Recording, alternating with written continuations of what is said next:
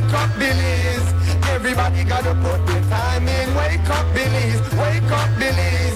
Voice of opinion and place so calling WUB. Be yourself, see yourself, this is a show, my people. Billies, our hopes so to needless reason. Nobody feel left out, it's the vibe we dealing. Let's find a solution. Yeah. No respect, unselfishness and cooperation. That's how we need to build a strong nation. We are the people to make the changes. We are the changes to WUB. And all the things that must happen and not got blue skies. And nothing that people get victimized. Let's work together for better. We got to unite. Billies, yeah. Wake up, Billies. Wake up, Billies. Another day is here. Wake up, Billies. Wake up, Billies. We gotta keep moving. Na. Wake up, Billies. Wake up, Billies. Everybody gotta put their time in. Wake up, Billies. Wake up, Billies. Voice of opinion and place so calling WUB. Get up, make every day count. Don't waste it, people. Do your part, play around, get where you need to. You can tune in for work or in your vehicle. If you got a problem, pick up the phone. Why wait till the time calling? It's the show with no matter even if you're at home. Just call in. WUB. Wake up, Billies. Wake up, Billies. Another day is here. Wake up, Billies. Wake up, Billies. We gotta keep moving. Na. Wake up, Billies. Wake up, Billies. Everybody gotta put their time in. Wake up, Billies. Wake up, Billies. Voice of opinion and place no calling WUB. Be yourself, see yourself, this is a show, my people. Billies, our hopes so to needless reason. Nobody feel left out, it's the vibe we dealing. Let's find a solution. Yeah. No respect, unselfishness and cooperation. That's how we need to build a strong nation. We are the people to make the changes. We are the changes, WUB. And all the things that must happen and not got blue skies. And nothing that people get victimized. Let's work together for better, we got to unite. Billies, yeah. Wake up, Billies. Wake up, Billies. Another day is here. Wake up, Billies. Wake up, Billies. We gotta keep moving. Na. Wake up, Billies. Wake up, Billies. Everybody gotta put their time in. Wake up, Billies. Wake up, Billies. Voice of opinion and place so calling WUB.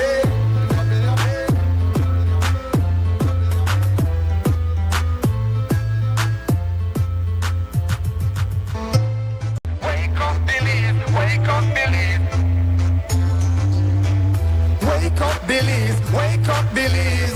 Another day is here. Wake up, Billies. Wake up, Billies. We gotta keep moving. Na. Wake up, Billies. Wake up, Billies. Everybody gotta put their time in. Wake up, Billies. Wake up, Billies. Voice of opinion and place so calling WUB. Be yourself, see yourself, this is a show, my people. Billies, our hopes so to needless reason. Nobody feel left out, it's the vibe we dealing. Let's find a solution. Yeah. No respect, unselfishness and cooperation. That's how we need to build a strong nation. We are the people to make the changes. We are the changes, WUB. And all the things that must happen and not got blue skies. And nothing that people get victimized. Let's work together for better, we got to unite. Billies, yeah. Wake up, Billies. Wake up, Billies. Another day is here. Wake up, Billies. Wake up, Billies. We gotta keep moving. Na. Wake up, Billies. Wake up, Billies. Everybody gotta put their time in. Wake up, Billies. Wake up, Billies. Voice of opinion and place so calling WUB. Get up, make every day count. Don't waste it, people. Do your part, play around, get where you need to. You can tune in for work or in your vehicle. If you got a problem, pick up the phone. Why wait till the time calling? It's the show with no matter even if you're at home. Just call in. WUB. Wake up, Billies. Wake up, Billies. Another day is here. Wake up, Billies. Wake up, Billies. We gotta keep moving. Na. Wake up, Billies. Wake up, Billies. Everybody gotta put it. You'll be Wake Up Billy's Morning Vibes. I'm Mose, Hyde, hosting today. Yep, that's me. Be here with you until 9. And as always, whether the sun is shining or it's on the damp side as it is in the city right now, we're still there. We're still getting up. And we're glad that you are here. We're honored by your presence. We'll be ecstatic by your participation. That's our primary focus, trying to get you to get on board, talk, and get the stuff that we got to talk about as we get up in the morning, wherever you are. welcome to the show. However it is you've reached, whether you're listening to the radio, watching us on XTV, or getting us on our apps, or getting us via social media streams.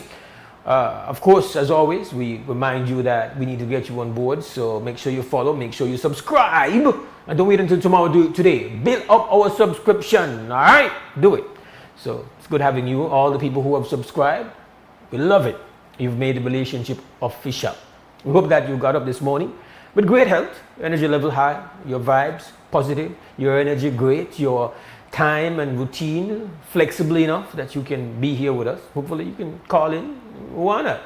But right now, before we get into the main event, Billies, we've got to serve up the preliminaries. You know, we got to, do the warm-up, do the stretching, you know the things. We've got a bit of news for you. We're going to get to that. But before we find out about what's making headline stories this morning, we've got a bit of weather information for you. Courtesy the National Meteorological Service. The Met keeps us informed. So we find out whether it remains damp or it gets a little bit dry and hot later on this Wednesday, 18 June 2025. We've got forecaster Tariq Matthews. Good morning, Billies. Our latest radar imagery and surface observation showed light isolated showers mostly over the Belize district, then a line of showers moving in east of Tobacco Key. Moist and unstable conditions prevails over our area. The 24-hour forecast, mostly cloudy skies today and tonight.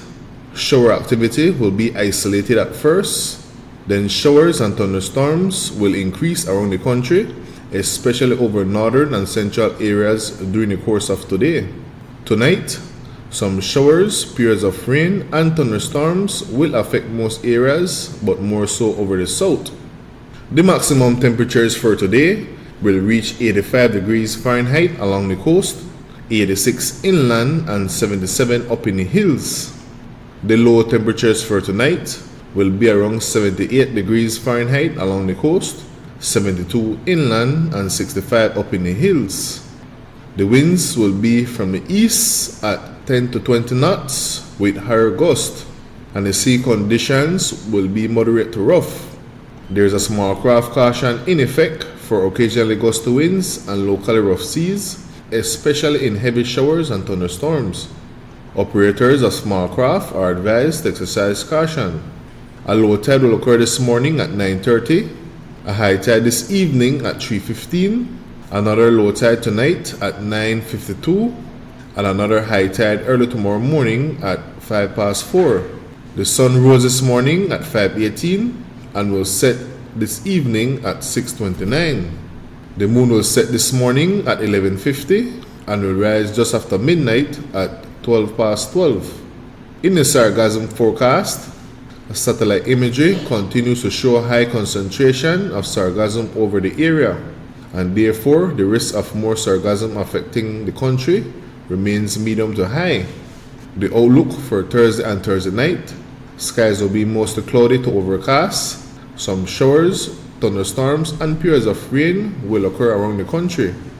In the tropical weather outlook for the North Atlantic Basin, tropical cyclone formation is not expected during the next 48 hours.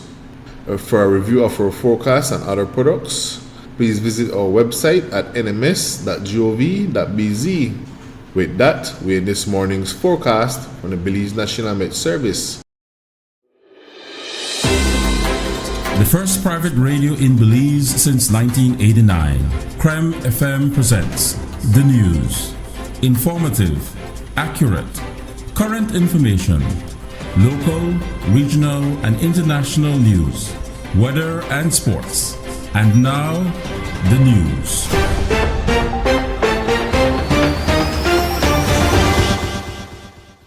And now making the news this morning, Minister of Transportation, Dr. Louis Abani, on Tuesday held one of those rare events for this decennial administration, a press conference.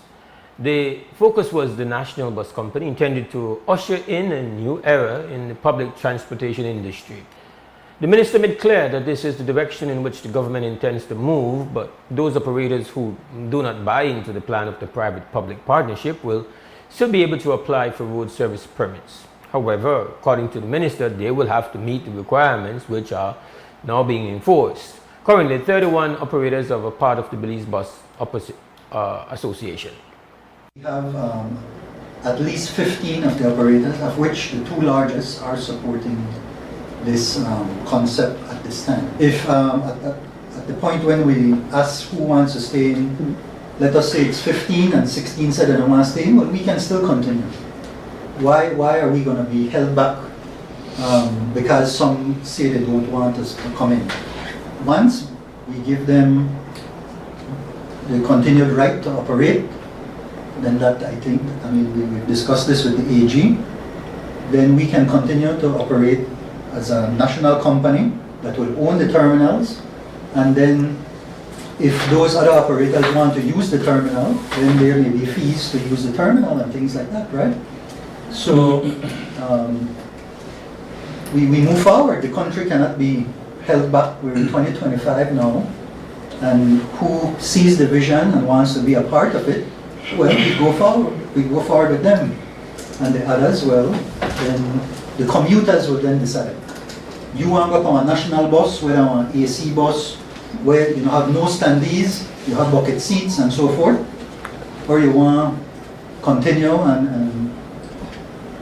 and support one other company, well then this is an open, a free market economy where we don't dictate that. So we're not excluding and taking anybody out of the market. They continue to have their permits, but now, please recognize, even for the people who are there now, we are ramping up our enforcement of the regulations and the rules right now as we speak. We are ramping that up, and that includes doing a valuation of the roadworthiness of each of those buses and all the other things that the 18 conditions that each permit has. Right? On the first day when we looked at that, by the time we got to number 6 with our team, we saw that maybe half of the buses would have to be taken off of the road. According to Zabanik, companies in the south and the west are mostly on board with the plan. Bus companies are now being audited to assess their value. So, all the operators, it's not that we're buying them out and telling them go on your merry way. Whatever that valuation is that we come up with, okay, that valuation, they will have a percentage of that based on their particular value. And that will be translated into a certain amount of shares. Okay, so you become a shareholder now, what would be called a passive owner for this national company. Okay, and so whatever that is, you have a certain amount of shares. Now, you get your shares. You now have the option to say, okay, I want to stay in 100%, so I'm a shareholder going forward. Or I want to be paid out. We already know that some of the other bus companies want to take up any shares that others who want to leave and don't want to be a part of it. So who will get the first option? The same operators, right? Now, whatever that is, if the other operators don't take up everything, then we have a second phase now where we can go to institutional investors. So, we're at the stage of valuation. Yesterday at Central Bank, we met with all the auditors that were picked by a committee selected by all the operators. We have one representative who is Nalo, who's sitting over there, and they had 4 members that they chose on that committee. The committee's sole purpose was to go and look at all the auditors in the country. So it's not the government picking the auditors. And pick them, and there are 6 of them that they selected that are going to be the ones who will go out and do a valuation of their company. We agreed yesterday that they will use 2 methods, right? The asset method and the cash flow method. Okay, and there'll be a non-disclosure agreement with each operator so that nobody will know the individual information of any operator. That will come globally to the ministry, and then we will be able to announce to the country, these are what all the operators who were assessed value. This is how much the terminals value, and this is the opening balance sheet for the national company. The minister also pushed back on the claim that there will have to be an increase in the bus fare. He said that buying in bulk will reduce costs for the company. From our perspective, what the national company will be able to do, because it will have a wider spread between revenue and costs, is to ensure. Now when I say revenue go up, I don't mean price go up, What I mean is that the money that should be for the company is coming into the company's bank account. Where they come in right now, because you have a lot of people especially the conductors and some drivers, where they thief the money, make it just be plain, right? And that means that your revenue could be up here, but it is so. So now you will get more of your money. So that doesn't mean that prices go up. It just means that what is due to the owners of these buses is coming to them now.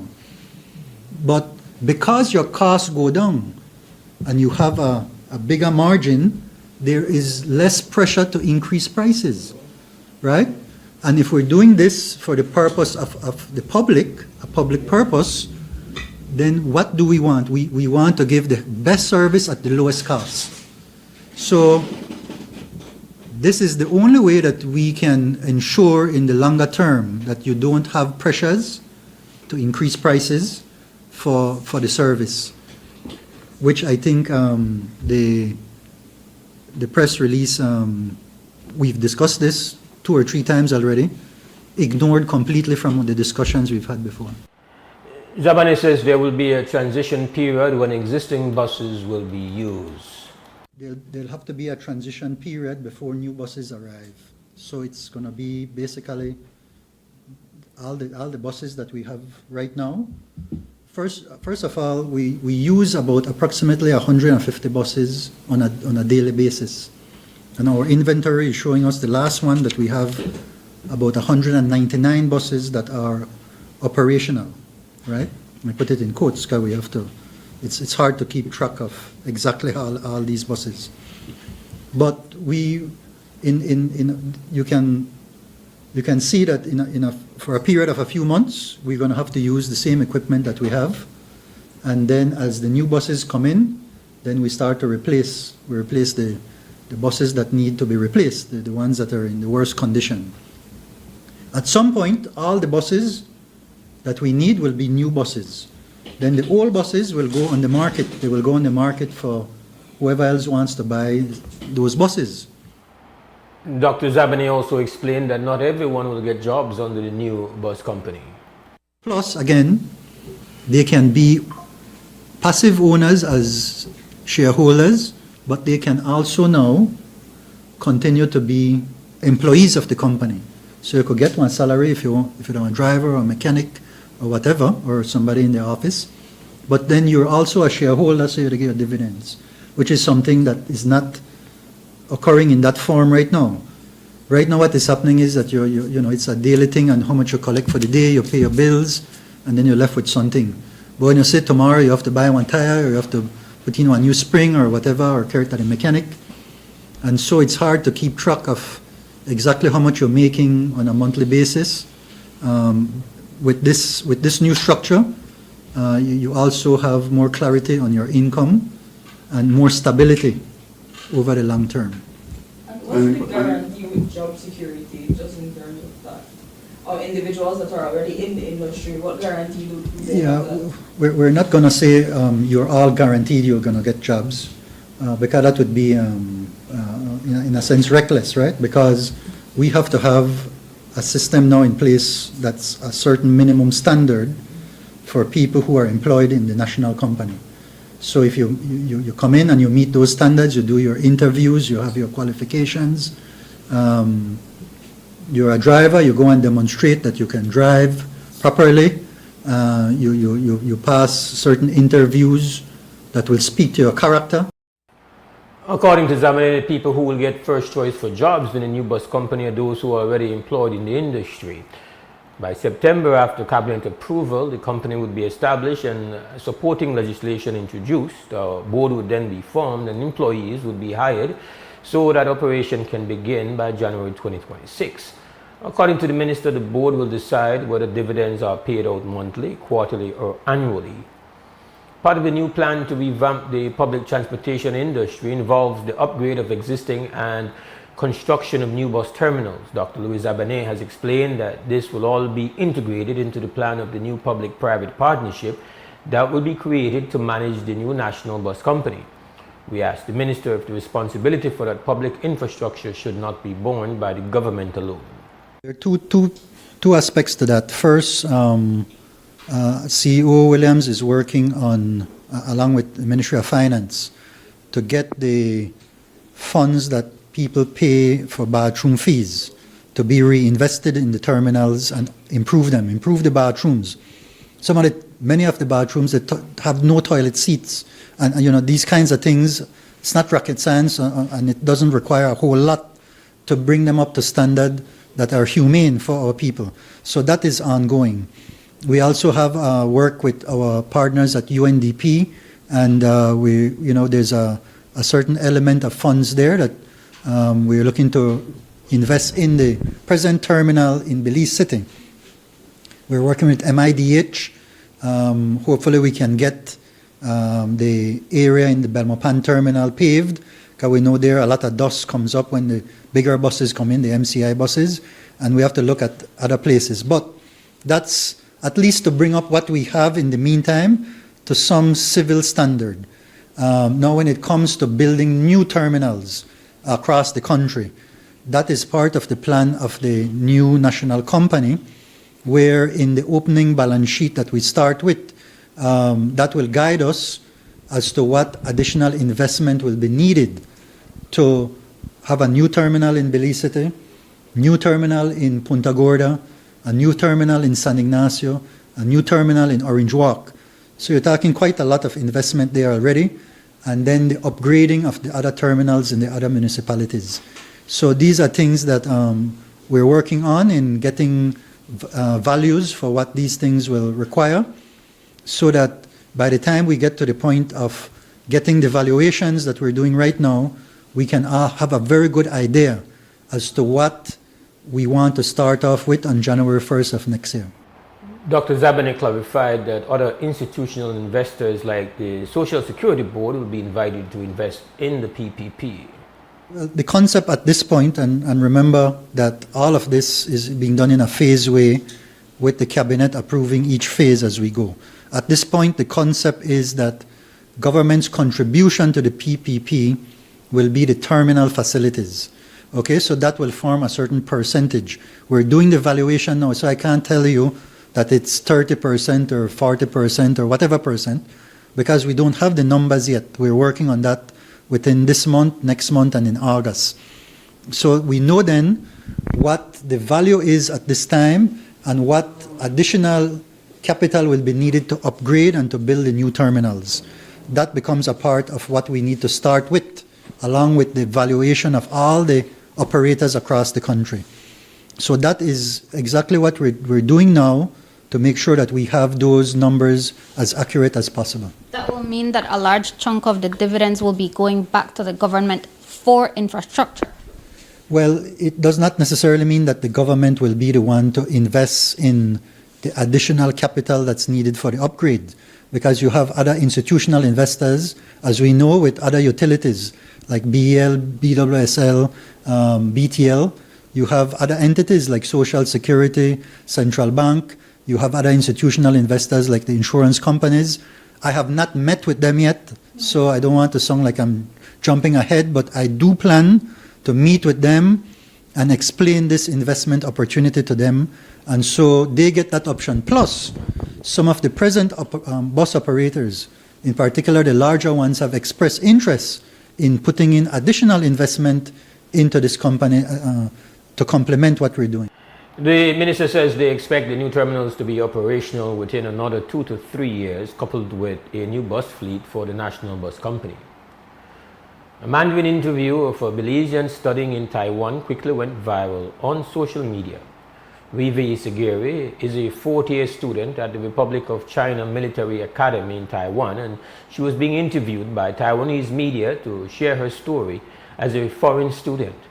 the Academy was hosting a special event to celebrate its 101st anniversary. Isagiri is a 4th Air Cadet from the Belize Defense Force.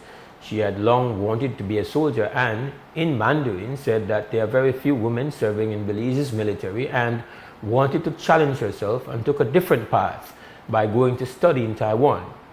While many have praised her fluency in Mandarin, she said it was a challenge initially. In the interview, she thanked all those who have supported her. Here is a brief snippet from the post shared on the BDF's Facebook page. 我的家人也一直支持我。I want to express my heartfelt gratitude to my entire family in Belize. Thank you for your unwavering support throughout my military career. Your love and encouragement means the world to me. 在军校生活对外国学生来说很有挑战，文化和语言常让我不知道该怎么办。 And that ends the morning news. We take a small break. When we come back on the other side, it's conversation time here on Creme Radio and XTV. We'll be right back.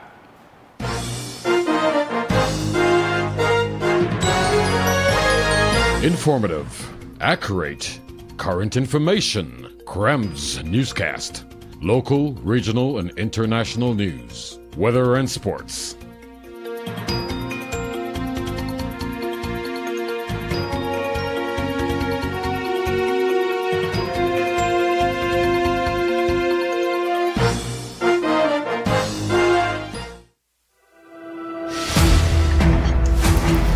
At Atlantic Bank, we stand as more than just a financial institution.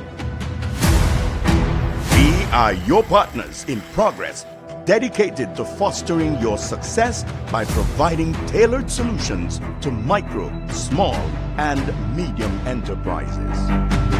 Your successes are our triumphs, and every success story deserves to be celebrated. We pledge to stand by you every step of the way. Today, we celebrate the values that define you with your unwavering dedication, steadfast commitment, boundless innovation, resolute work ethic, and unyielding ambition. We will navigate challenges, seize opportunities, and continue building the future together. Amandala is now online. You can now access Amandala's midweek and weekend issues online by logging on to our website at amandala.com.bz/news and joining our membership portal today. There's 5 easy steps to get unlimited access to weekly e-paper, archive publications, and a host of other exclusive contents. Number 1, go to Amandala's website. Number 2, navigate to subscribed areas. Number 3, choose a membership level. Number 4, check out using our secured portal. Number 5, log into the members only section. Telephone numbers 501-280-4703 or 202-4477. Fax us at 501-222-4702, or you could email at amandalapress@yahoo.com or amandalapress@gmail.com. Amandala, all power to the people.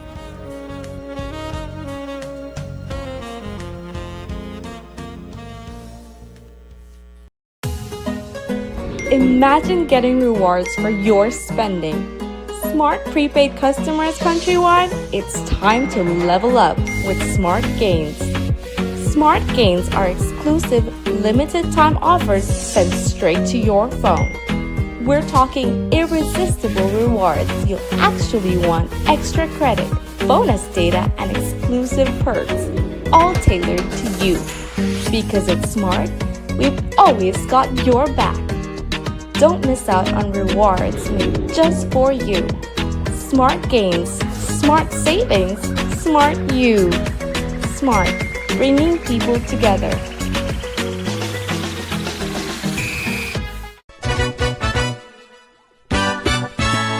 In 2024, the Belizean Diaspora took over Los Angeles with the first ever Belize Diaspora Summit, and you know the only thing that could be ever better than that is to do it again. Belize Diaspora Summit 2.0. This time it takes place in the state of Florida, Fort Lauderdale Convention Center, July 10th, the 11th, the 12th. Belizeans from the diaspora, Belizeans from home in Belize, join together. Let's do it again.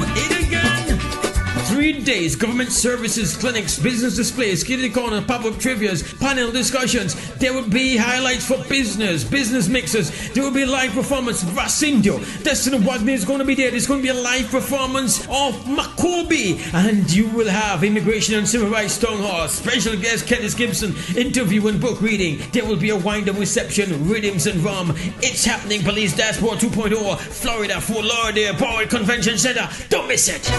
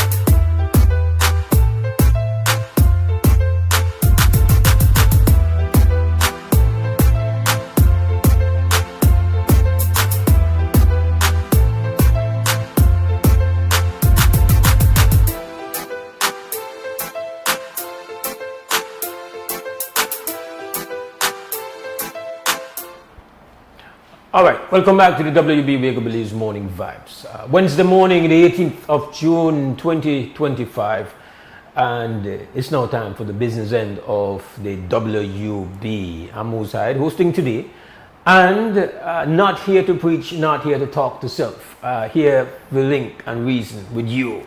And the only way that is achieved is when you call. Telephone number for you to call is 280-5848.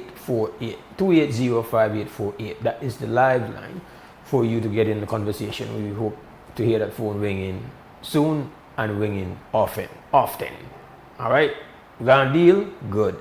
Love hear that.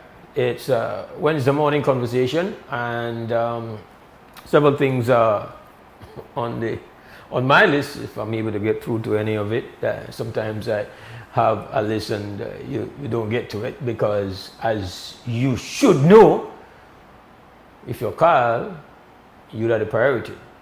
So that's the way it works around here. Drink a little bit of water. Now, I want to start off by just touching with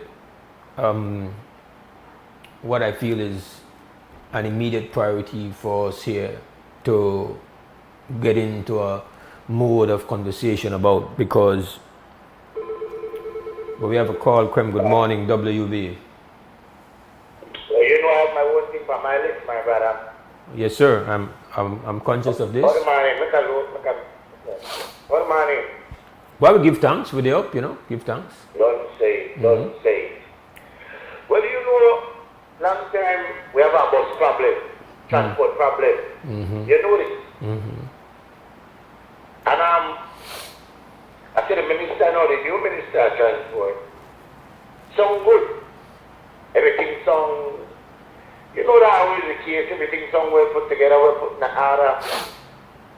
But always one of the reality where I want to accept, where we can't overlook is that we have had difficulty with these buses for years.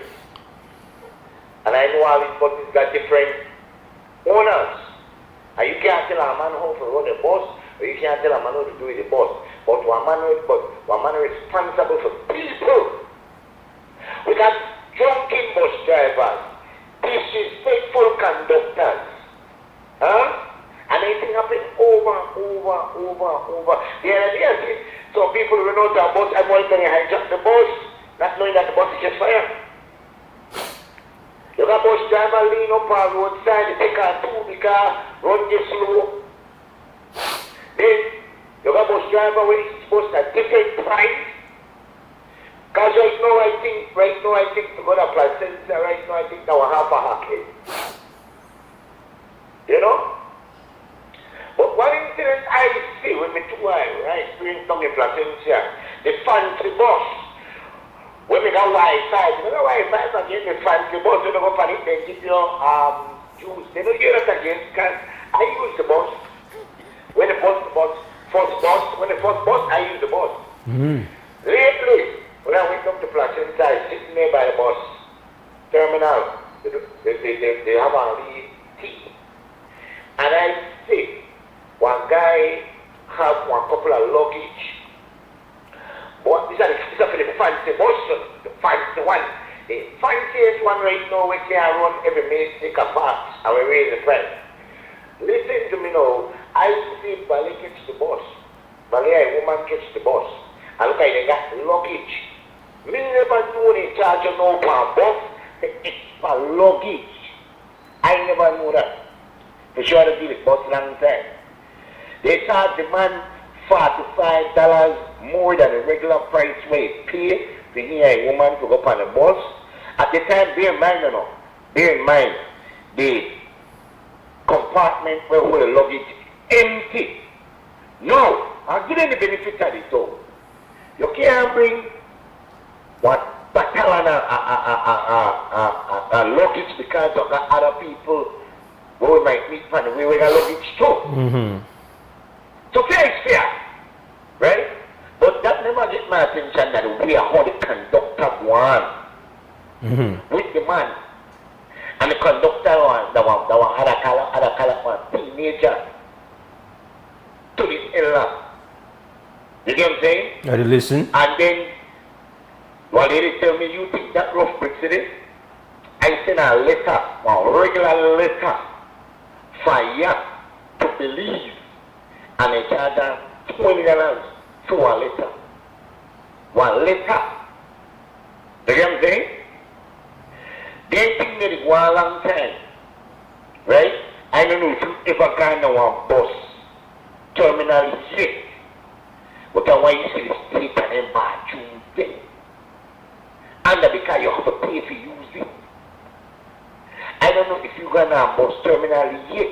In a old double, I want to see condition and then what's fun. In fact, you can't sit down. You can't sit down. And the other thing would happen for years. Bus driver, they race on the road to pick up passenger. And look here, how the passenger then they tell lane. And their favorite time when they like to is the night or early morning. Look here, how the passenger they tell lane. They drive too fast.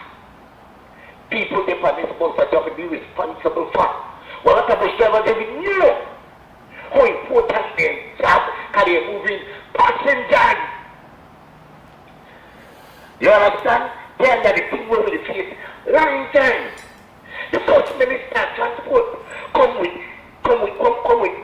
like with a bag of good news when he support.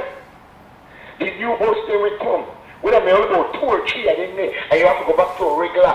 Some of the bus in there, so when they drive, it's more. But you know, man, listen to me. That's the way you want. So we are going to say no, but sometimes the better get up and take care of banana, take care of like that behind closed door. Yeah, so they want things happening to their way, but they like tap behind closed door instead of put some action to it and some change to it. All right, but Brick, let me just quickly jump in. So, couple of things, because this was one of the things I wanted to speak about. Respect, it should be the norm, and we shouldn't have to, it shouldn't stand out as something special, but because it is not done, I want to say respect to Minister Zabane for come, face the press, and make them throw questions at her before the meetings going on. This thing not done yet, and so this is a conversation we could jump in because things are being and questions are being answered and ideas are being put forward and plans are being described as compared to where they go on with BTL. This, at least now, this guy come and the conversation they go on. So even if I not comfortable with what the plans, how they set the plans and all of that, at least we got one open conversation about the plans as it should be. It should be the norm and it shouldn't stand out as anything special. In fact, it's an indictment by the very fact that we have to recognize it as something very special. So let me get that out of the way. Secondly, respect, because effort is required to improve anything. Nothing self-improve. You need effort. And everybody, as you just done describe, who have to deal with public transport, who regularly commute, you know, it is terrible, right? The terminals are in a bad state, absolutely. And indeed, we have to deal with bus that broke down, like that's something we say frequently. All manners are where I say unacceptable quality. So identifying one high priority problem, you get points for that. Come and tell me where you think could work, and they meet with the main stakeholders and they have one conversation with them, you get points for that. Now we're part where I have to deal with some hard truth, some uncomfortable truths. The bus situation, as it's presently set up, is the result of the political directorate. So, make we start there. The complete chaos is because what has happened is that for years, the politicians have used bus permits as a way to take care of their own, rather than care about quality of public transport. So, make we understand the dilemma is created by now the very entity that says they have the solution. The dilemma was created by the political directorate. One, get that out the way. That our uncomfortable truth. Second uncomfortable truth is that the last time an attempt was made to say we want to nationalize and concentrate and create one monopoly public transport situation, we end up with chaos to the point where part one youth in a benke may get shot by police. We end up with financial irregularity, exposure, and wrongdoing. Uncomfortable truths, but truths. Good. That not mean the problem not still exists. But we have to trace the origin of the problem. Now, when the last Minister of Public Transport said, remember, he gave the bus owners one ultimatum deadline to carry up the quality of their buses. There was like the bus owners never just sit down. I had several conversations. That's why I could speak on this. I had several conversations with people who were very involved with the bus association, and they reached a point where they had private financial institutions who were willing to say, we want to put the money forward because we see the opportunity. So everybody has seen the opportunity. There is a huge opportunity. And so there was one thing that the financial institution or institutions, both domestic and international funding and support, identified as a huge problem. The fact that the lack of the proper composition of the transport board. So they wanted to say, listen, you can't have a situation where we willing to put up with money, but the transport board as it presently set up not give enough protection to the bus owners to take on the financial risk and for make we jump in. So once you tackle the composition, then the financial institutions were willing to jump, and then that would have meant that the bus owners association would then morph into a corporate entity. They were having these discussions. Now I, as an individual citizen, Mose Hyde, felt that should have been the way to take on the problem. Now, there might be others who agree with the private-public formula. Okay, but let us understand that we want this to remain a public conversation where now the commuters, who are the most important part of this equation, are in the loop, understand what is going on, and have input to say, listen, make we hear the bus owners, make we hear their concerns, make we hear their fears, as anybody where the landscape, they look for change dramatically. If that is your hustle, that's how you feed your family, that's how you pay your bills, you will be very nervous about one drastic change, just as I express my, not only nerves, my dread about the idea that government will control the entire grid where distribute content to Belize, internet, cable, and telecommunications. I consider that to be, I'm nervous. I very clear that is undesirable. So if this is your hustle, this is how you defend your economic realities, perfectly understood that you know and just jump because somebody said, I got a bright idea. But again, I go back to the fact that this is how it's supposed to be done. You want to hear disagreement, you want to hear objections, you want to hear different ideas, and now the people in power, the people who are making these decisions, they have to know, because we like that you're going to open up, we like that you put forward the plan.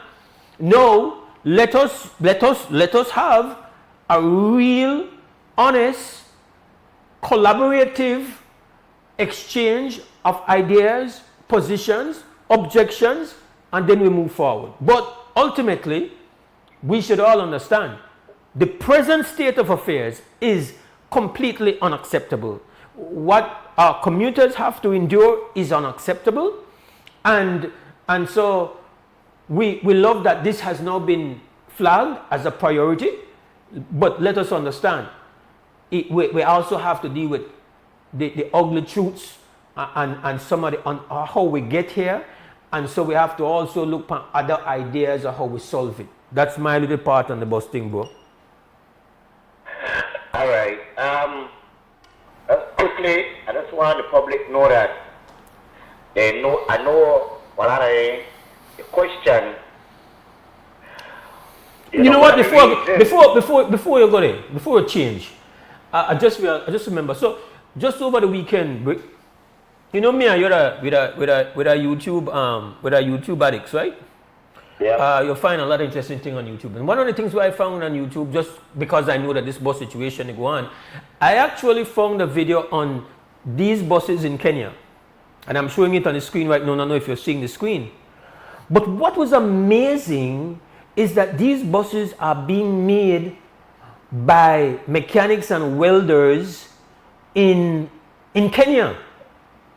So these and if you fast forward a little bit, so we'll show you how the finished product look. These are the public transport buses in Kenya, but these were not bought and brought in. They convert old trucks, take off the chassis, build the frame, weld the frame up around the truck, design the seat, weld it themselves. Then graphic painters, and I'm showing the video of them doing it in our big warehouse in Kenya. They're not look for say, oh, we have to buy a couple $1 million for a bus. This is show you. I am so amazed and inspired by the ingenuity, the spirit of do for self. This is DIY. This is do it yourself at a high level, to show you how they convert the truck. So I'm glad I remember that I saved this video, because I really wanted to show, well, one, I wanted to show how amazing it is to know how to weld. Like, to know how to weld is an amazing skill. Yeah. Somebody gotta give step, people body that give step. Yeah, but to show you how them brother say, boy, this is what we are doing. We can't afford to say, boy, we are bring down one bus like where we say maybe Florida have or Ardo have, but we are do it thing. And we are pretty up put thing and watch out. They have someone in design where they call it like VIP style. Yeah. Right? That like we could take some of the same old bus so we look upon and feel like I'll fix it up. But we could get busy with that. We could get busy. Mose, you know we are dream killers, Mose. We kill one another ideas and dream. Because you don't come with an idea. They know that good idea. They know we could do it. They know it could work. But you know somebody of course, they don't see that vision. They don't see that the work. But I'm just amazed at this. Like, I'm amazed at, and just think about just look on the people and where they do the work. So you have the welders, you have the graphic artists who come in, you got the electrical mechanic people who come in and make sure all the lights and sound system and things do work. Yeah. You got the upholstery people who do the seats. And when it's done, you can't tell me. That's why I like that the video show the buses. First, look on that. They have they deck out in all different style, like brand names. Some of them brand off for like famous sports teams. Like, yo, like. We have to stop limit ourselves in our head, boss. And you are right. Our environment is wired in a way for kill dreams fast. But sometimes you have to see one thing like, oh, so if another person could do it, then you could do it. And we could convert. You know, the man put in a fancy sound system in the bus. They know they play the bus for some of the bus there. Yes, they don't know play that boom boom, right? Boom boom. They can enjoy it, right? Why I saw we not get the part when they build the seats, because that was an amazing part for me. As I said about the fourth time I said amazing, the way how they build the seats out of the same welding tubes there, build that. set that up nice. So you know one of the big problems for some of the buses is that the seat then already. Like the same buses that we look upon and say in a such terrible state. There are things where we could, there's an opportunity there again. Opportunity. And so I just glad that you raised that issue there, and I remember that I had this video. Go on and keep it short because I have to go to break after this. Go through. Yeah, see the seat in there. Well, I just want because you know in everything you have put some in positive. But all the flat screen in the bus too, you know, I never even see this part. I watch everything. But all flat screen there, you know, this bus we not get now, this bus I watch boy. everything. Huh? Yeah, but and that I not when them buy off and no, not when them buy and import or no. Everybody build that off on a truck. Yep. And I say to we could do with them bus, they old bus so we got bring them back and they come back and they run good enough. They so look good. But somebody not run good. Somebody not run good. Yeah, well, you could tell one way run good. Somebody not run good, boys. Somebody not run good. Right, but I like how you transform that we could do that, because we could do that. That don't maybe. I don't see that we could do that. And then to make it easier, the branding, you put some businesses on it, business shopping, and they put their commercial their business on it. You know what I'm saying? Man, that thing they look jiggy, man. Acha. Come on. They make you walk it bus every day. Man, watcha. Anyway, good looking on my brother. All right. This is WB, Wake Up Belize Morning Vibes, 26 minutes after 7 o'clock on this Wednesday morning, 18th of June, 2025. Had to touch a bit on that public transport situation. Again, let me just say, it's called Krem Good Morning. Yes, good morning. Can I be on the air, please? Good morning. I'm on the air. You're on the air. Good morning. Oh, okay. Yes, man. I want to talk about this demonstration thing with the hamster with.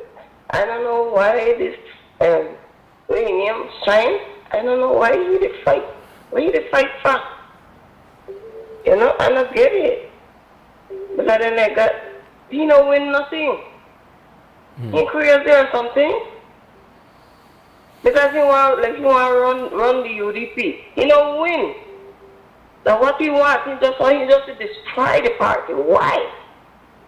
Did somebody paying him to do that or something? Because you don't get nowhere and they do that, make me eat out the money where you have. Instead I try to save the money in your pocket. Then destroy everything. You know, you know, I don't know. And then the one where they join with her, so all they do is just eat out for him money with her. All right, sister. So he broke directly. Then they eat out for him money. All right, because they don't have no one to see that. All right. I say, all right, I hear you. That's not my specialty. That's not my specialty, but I hear you. Obviously, we try the UDP so they could be put in North Korea this crazy thing. Yeah. All right, sister, I hear you. You want that situation to be solved, and even people who are not, you know, deep into party politics or card-carrying members of the United Democratic Party understand that that is not a healthy situation for us to have the opposition in such a level, at a level of paralysis, and we all hope that they're able to resolve the issues that have been really problematic for them, their leadership disputes. It is the betterment of us all to have that resolved, but it's not my area of specialty. It's not the party political topics are not a thing that we deal with here on WB per se, right? At least not when I am hosting. At least I don't get into that business there.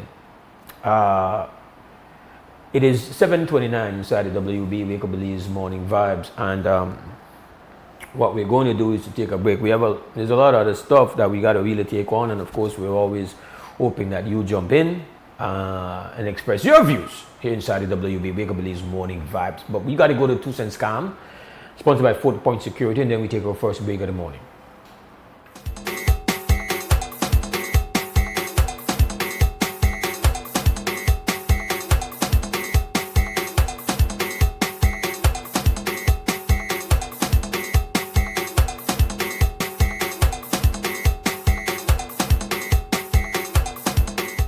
You're watching WB and this is XTV, and they don't know Lapsa Fest to come up. So the people, they have different location when they're going. They could be either San Pedro, Kikaka or Placencia. I want to find out the people in 2 Cents and how serious they take this Lapsa Fest for 2024. Lapsa Fest to come up, my friend. What are your 2 cents? You got Placencia, Kikaka and San Pedro. If you figure which one you go? I don't go with anything there. You don't go to Lapsa Fest? No. You don't take holiday? No. You work every day? That's right. That you 2 cents? Yes. Yeah, but Lapsa Fest to come up. Lapsa Fest to come up. Kikaka, San Pedro, and Placencia. Huh? I don't follow that stuff, then. You see, and more important stuff than what happened at the city. So you don't have time to do about no Lapsa Fest? No, none of that. I'm more focused on more important stuff for the. Right now, people don't realize we're on the brink of World War III or nuclear war. So they prepare for that. It's not happening right now, but sometime next year. Next couple of years, then. That you're 2 cents? Yeah. Lapsa Fest to come up. Kikaka, San Pedro, and Placencia. Which one are you see yourself to go? Well, I don't know. Ain't no party like my party, because my party never stop. So I see myself, they go to Kikaka to San Pedro, from San Pedro to Kikaka, from Kikaka must to Placencia, because that's how we party. Yeah, you're 2 cents. Yes, sir, you don't know. Why you don't see yourself for Lapsa Fest? Who's some joy for your face? Placencia, Kikaka, or San Pedro? I don't want any tree and I got a tree and a bashman. I don't want Placencia, I don't want Kikaka, and I don't want San Pedro for Lapsa Fest, because I don't know the straight bashman. That you're 2 cents? Yeah, crazy. Alright, this Lapsa Fest to come up, why you see yourself to go Placencia, Kikaka, or San Pedro, if you feel the touchdown now one of them? Well, I like Fire Island. Yeah. And that's Kikaka. Yeah. I love the Kikaka. It's more like native, you know? Yeah. You know, all that commercial. Okay. So that's not my home key. Kikaka. Yes, man. That's why you don't see yourself for the Lapsa. Yes, man. Yeah, you're 2 cents. Right on the split. I will let you that. I like Kikaka. Huh? I Kikaka. That's why you see yourself to go? Yes, Kikaka. That you're 2 cents. Yes, Kikaka. Alright. With my 2 piece. Alright. I'm the Lapsa Fest. 2 cents question a day. Placencia, San Pedro, or Kikaka? Kikaka. Why Kikaka? Because I have friends out there who I take as family, and I prefer go there, go spend a Lapsa Fest there, knowing that I know I'll have a good time with there. And the island easy to get around, and I've been to live on the island before, so. Oh, so you know it? Home, yeah. So you went back home? Yes, for Lapsa Fest. That you're 2 cents? Yeah. Yeah. Which one you go? San Pedro. San Pedro? Yeah. So, say question of the day. If you forgot a Lapsa Fest, Placencia, Kikaka, or San Pedro, which one you go? I don't go to Placencia. Why Placencia? Because like the outskirts is nicer. That's why you go to Placencia? Yeah. That you're 2 cents. That's my 2 cents. ¿Entiende español? ¿Entiende Spanish? Sí. Sí. All right. 2 cents question of the day. Come.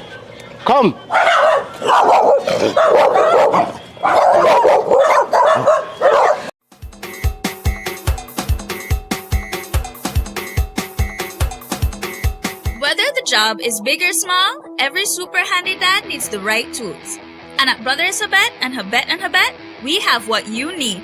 Enjoy super savings all June, like 15% off all power tools and hand tools, 25% off track car batteries, Eureka Vats, and Pistaforte towels, 25% off Penta Decon and discontinued colors, 30% off Valspar, and 40% off Dutch Boy paints. Plus, we're giving away $200 to 6 lucky Super Handy Dads. Every $50 you spend gets you a chance to win. So this year, give Dad his best gift yet from Brothers Habet and Habet. Come in or reach out today. Happy Father's Day to all Super Handy Dads.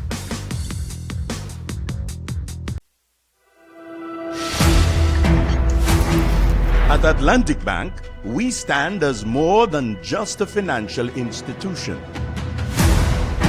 We are your partners in progress, dedicated to fostering your success by providing tailored solutions to micro, small, and medium enterprises.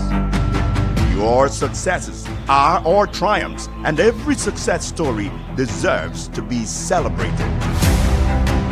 We pledge to stand by you every step of the way.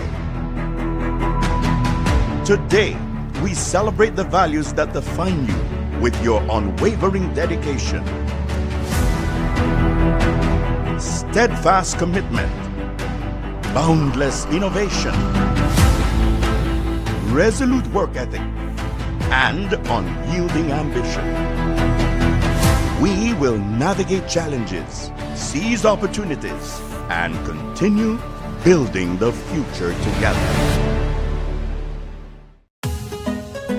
Imagine getting rewards for your spending. Smart prepaid customers countrywide, it's time to level up with Smart Gains. Smart Gains are exclusive, limited time offers sent straight to your phone. We're talking irresistible rewards. You'll actually want extra credit, bonus data, and exclusive perks, all tailored to you. Because at Smart, we've always got your back. Don't miss out on rewards made just for you. Smart Gains, Smart Savings, Smart You. Smart, bringing people together.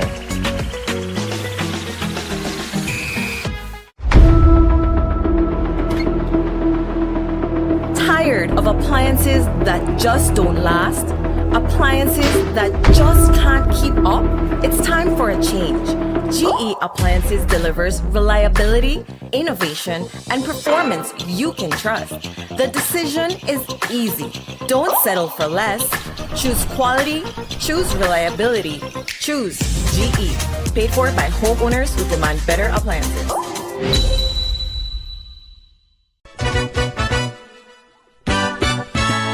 In 2024, the Belizean Diaspora took over Los Angeles with the first ever Belize Diaspora Summit, and you know the only thing that could be ever better than that is to do it again. Belize Diaspora Summit 2.0. This time it takes place in the state of Florida, Fort Lauderdale Board Convention Center, July 10th, the 11th, the 12th. Belizeans from the diaspora, Belizeans from home in Belize, join together. Let's do it again.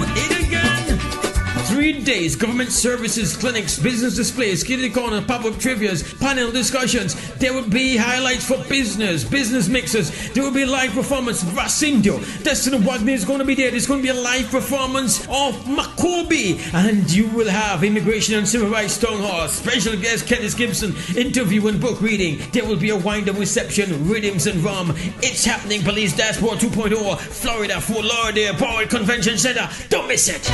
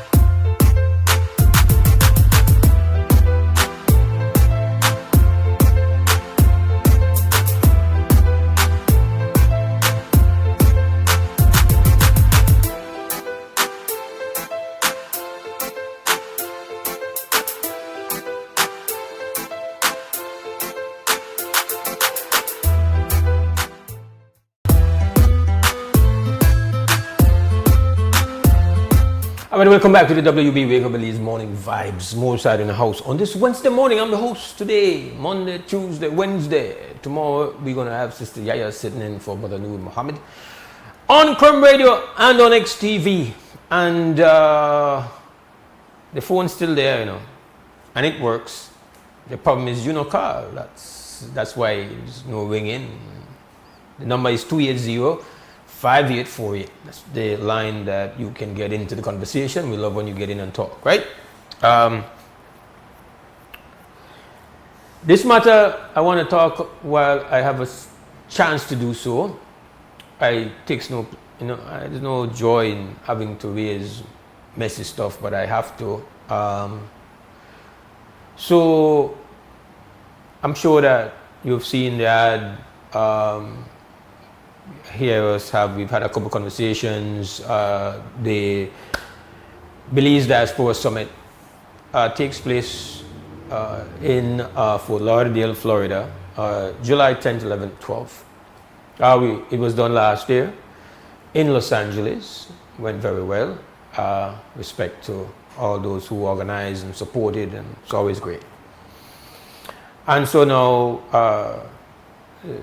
2.0, as it's called, is to take place next month, a couple of weeks, and we are actually going to be doing live coverage of that event, both on Crumb Radio and on XTV. But I was kind of shocked when I found out that the Belize consulate has written to the organizers of the Diaspora Summit that in their capacity as the Belize consulate, they will not attend the summit, and which is okay. Maybe there is some scheduling issue or something personal, professional, you can't make it. But no,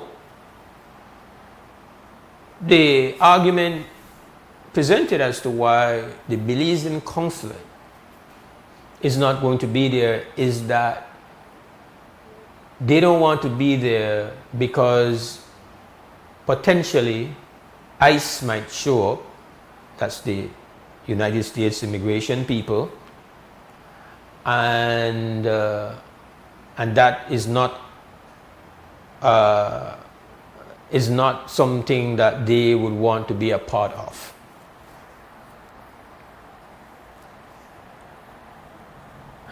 I was stunned that such a reason was put in black and white. I am absolutely stunned that somebody that has been placed in a position to serve the community abroad could actually say on the record that they could not attend a summit for Belizeans who are living abroad because ICE might show up and arrest Belizean nationals. Now, if everyday brother and sister living in the diaspora, when asked whether or not they are going to the summit, expresses concern, apprehension, fear, that's legitimate.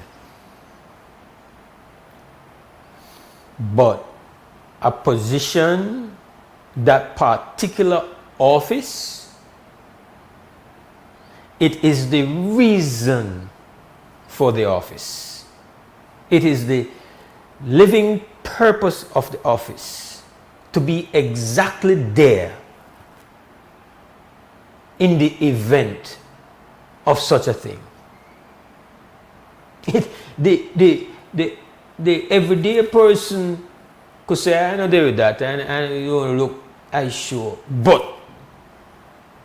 the person that is responsible to be there, the office that is supposed to be there as the place where our people who have made their lives abroad have to reach out to deal with their realities, their issues, access. This is the very purpose of the office. So it is incomprehensible to me. People who have been listeners and viewers of WB for all the years I run my mouth, which is now in its 26th. This mouth has been in its 26th year. I just the runoff. Know that I don't deal with personal, petty. I don't run that down. So it has nothing to do with who the person is or who the person is not. What I find absolutely unacceptable is that somebody in that official capacity, in that official role, could put in writing that they are unable and will not show up at a gathering, a legal gathering of Belizeans living abroad, because ICE might show up.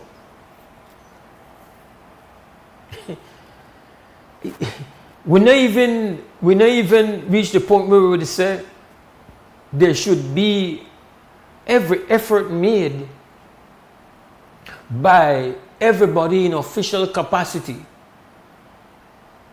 in the diplomatic arena. Every effort, every protection, every protocol, every effort to make sure that this event is respected and given its proper respect. That doesn't mean that that is going to be responded to favorably by these folks. But our position in the official capacity should not be to resign ourselves, to absent ourselves, to surrender as if though an insurrection is being planned. It is mind-boggling to me. Listen, this is in black and white. This is not what somebody in WhatsApp or somebody said on the phone. This is in black and white. And I don't believe it is my duty. I believe the people who are really taking the lead, who've put in a lot of work to plan this event, it is on them whether or not they will release this mail that was sent to them. But I am raising the issue because it gives me the opportunity, one, to say that is absolutely, incredibly just weak, lame thing that. Absolutely lame. Because you're talking here about an official. Listen, if somebody, regular person, go up on Facebook and say blah blah blah and say, "Oh, boy, I mean, they do that." Listen, they have every right to have their concerns and have their position and we are talking here about the official office. It is an arm of the Ministry of Foreign Affairs. Every effort should be made to bless and endorse and to defend. We said this to 3 weeks ago when we had the conversation about our people who have been sent back home, when we had that whole for drama, for, you know, the whole theatrical production of shaming people who have been sent home by having all the security forces on the tarmac and all of that. We went off on that. But those are people who have been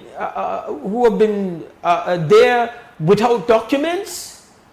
We can't say, oh, you shouldn't. We understand, but you cannot tell us to shame our people. You can't tell us to condemn our people. So here you have an event, a legal event that has crossed all the T's, dotted all the I's. We're not doing something in an underground apartment somewhere. This is being done at a convention center. Krem, good morning, WB. Yes, good morning. Can I get on the air, please? You're on the air, sir. Hello? You're on the air, sir. Okay, hello. No, because, okay, I want to say something, sir, that I think we are not paying attention to. When anybody goes to anybody's country, like right now the United States is a boy on top of everything. We are a guest of that country. We have to respect their laws and things. We overstay at a person's house and they want us to leave. We have no right. We're supposed to leave. We're trespassing. And we seem to want to use, like for instance, the guys that are protesting. They are taking their national flag into the United States to protest. I mean, I think that's pretty ridiculous. They should be protesting in their country. But we got to bear in mind that when we go, that Constitution was not written for these people on the outside. It was written for the people there, those people that is born, that been privileged to become naturalized citizens. Yeah. And when they become naturalized citizens, they're a full-fledged citizen that has to abide by the rules of law. When they're there and they get their jobs and all of that, it's like you go and work for a company and they hire you and you work, and then they don't want you anymore. They have a right to fire you, get rid of you, whatever. But I think we're taking this too far for whatever reason, I don't know. But we seem to forget that when we go to someone else's country, we are a guest of that country. But I don't understand exactly. I hear your point. I don't know that anybody is arguing or has ever argued that a man has a right to have their immigration policy and standards. Nobody is making an argument about that. There are many of our people, the majority of our people who are in the United States are documented. Many of our people, if not most of our people, have citizenship, have their residences, have done all that is required by law. Many of our people have contributed for a long time to that nation. Many of our people have fought, have died on the battlefield, defending that nation.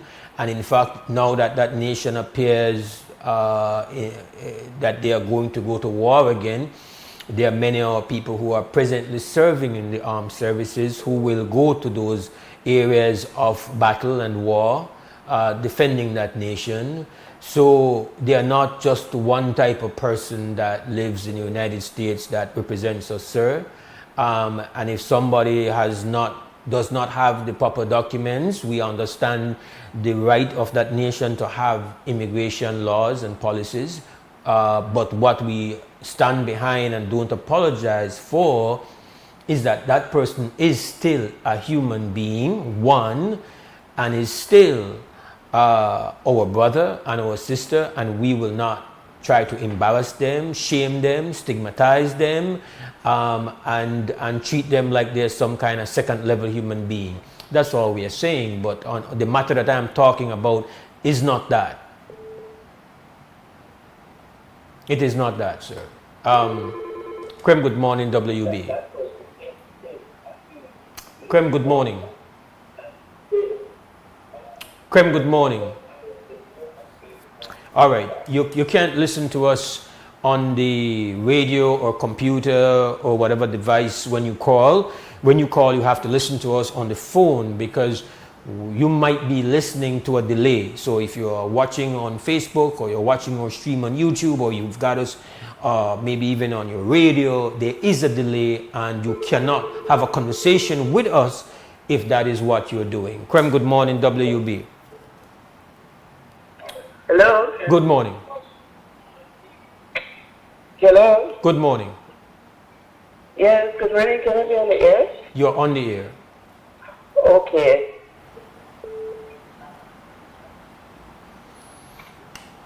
Good morning.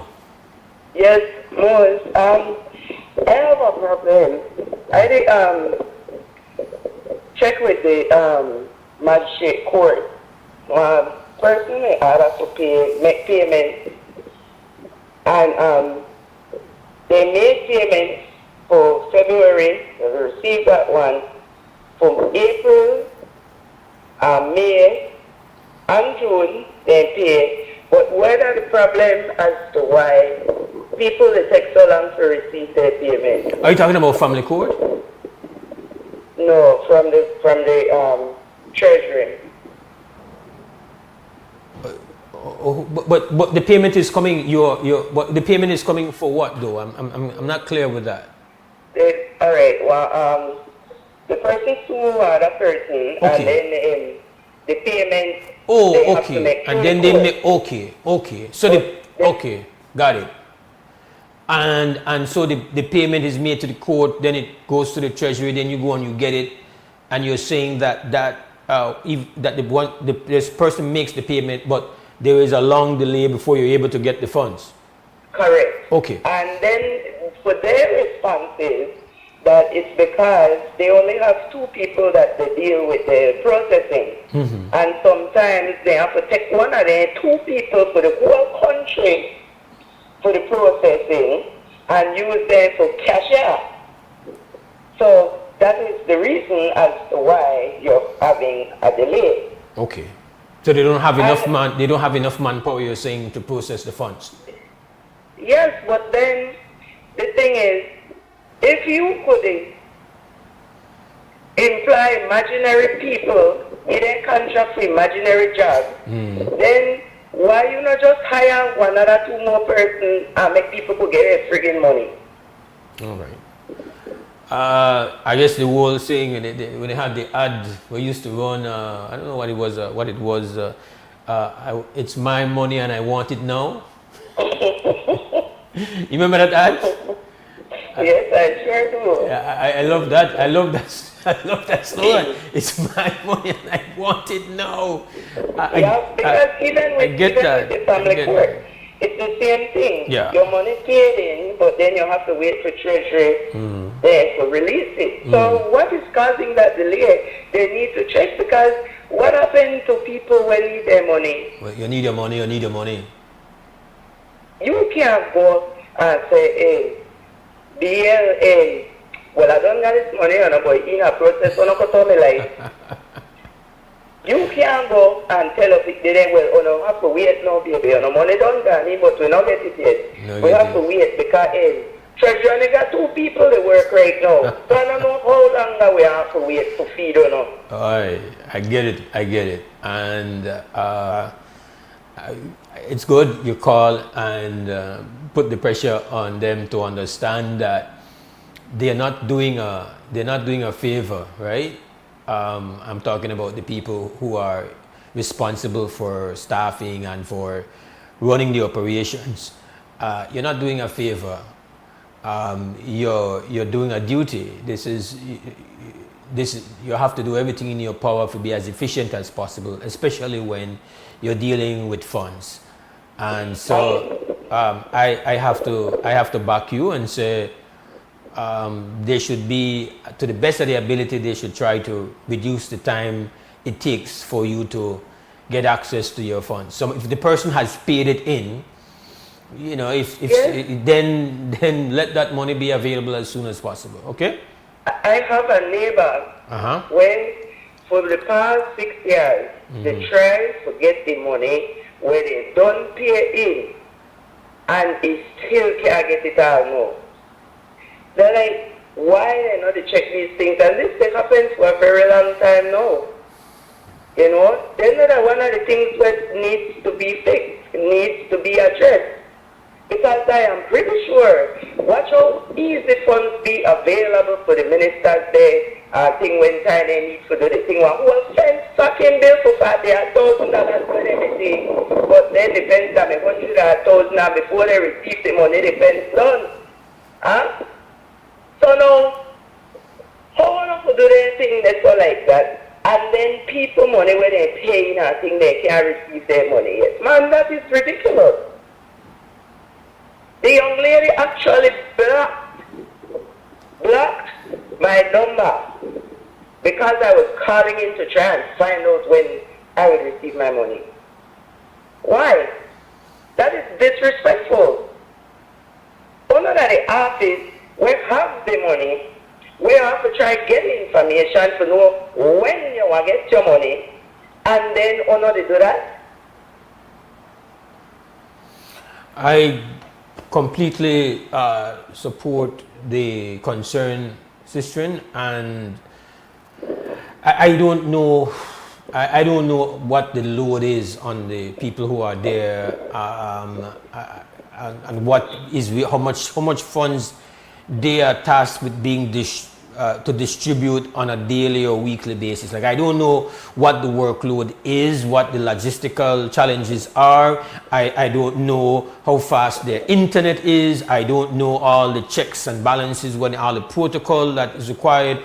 But the point is this: if the system as it's presently staffed and designed is bottlenecked, then you need to try to see how you can make it more efficient. If you need to add extra people, if that is a solution, maybe it is a hardware problem, maybe it's a internet bandwidth problem, maybe it's too much, you know, whatever it is, look at it and try to see how you can do it better. All right, sister? Okay. All right. Respect. This is WUB, Wake Up Belize Morning Vibes. Our telephone number is 280-5848. I will continue on my point, but I got to take a break. We'll be back.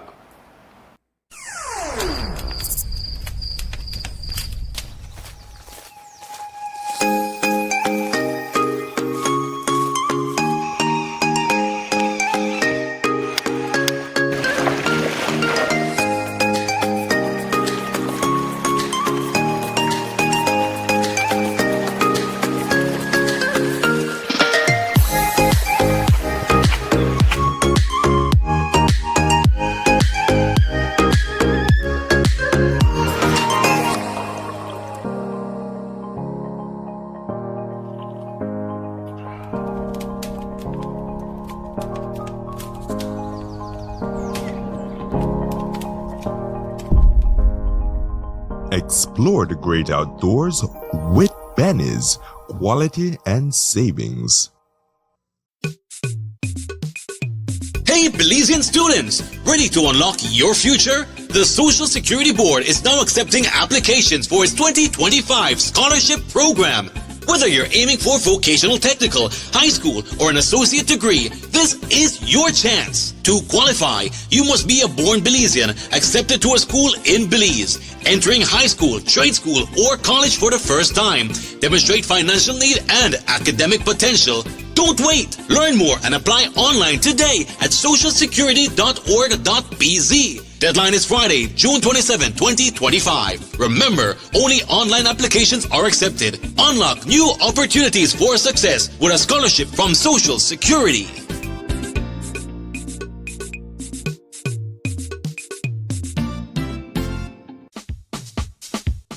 Sea una persona ocupada o atrapada en el tráfico, o que tenga una circunstancia adversa o muy exigente, la tensión se acumula y lo estresa.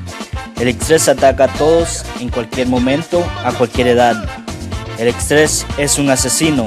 Es mejor estar vivo que muerto, así que visite la farmacia de Freetown para obtener opciones. Hola, ¿qué tal? ¿Qué puedo hacer para usted hoy? Estoy bien estresado. Ok, tengo una pastilla que te va a ayudar, ¿ok? Que toma una de eso al día, para 10 días, y va a estar bien después, ¿right? Ok. Farmacia Freetown, carretera 28 Freetown, donde estás mejor vivo que muerto. Farmacia Freetown, teléfono 22 32 87 6. In 2024, the Belizean Diaspora took over Los Angeles with the first ever Belize Diaspora Summit, and you know the only thing that could be ever better than that is to do it again. Belize Diaspora Summit 2.0. This time it takes place in the state of Florida, Fort Lauderdale Board Convention Center, July 10th, the 11th, the 12th. Belizeans from the diaspora, Belizeans from home in Belize, join together. Let's do it again. 3 days, government services, clinics, business displays, kitty corner, pop-up trivias, panel discussions. There will be highlights for business mixers. There will be live performance of Racindio. Destiny Wagner is going to be there. There's going to be a live performance of Makobi. And you will have immigration and civil rights town hall. Special guest Kenneth Gibson, interview and book reading. There will be a wind-up reception, rhythms and rum. It's happening, Police Diaspora 2.0, Florida, Fort Lauderdale, Board Convention Center. Don't miss it.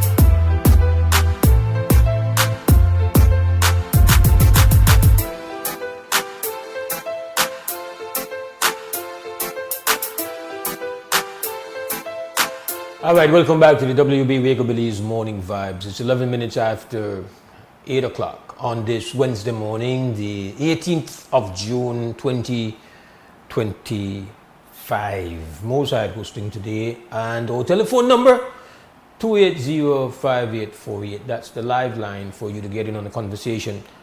And before we went to break, we got a couple calls. I started on a topic that I really want to finish upon because it's really of great importance, even if it's not a matter that impacts people here at home.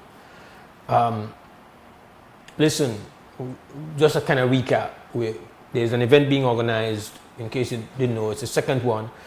It's a Diaspora Summit. And it's an event organized to try to bring together the community of Belize descendants who live in the United States of America to create a kind of convergent point, a point of convergence, at least once for the year. Last year it was done, and not just to create a point of convergence for people who live there, but also an opportunity for us to connect and for the government of Belize to participate in providing a bit of access. But we have a call. Krem, good morning, WB. Good morning. Okay, we lost the call.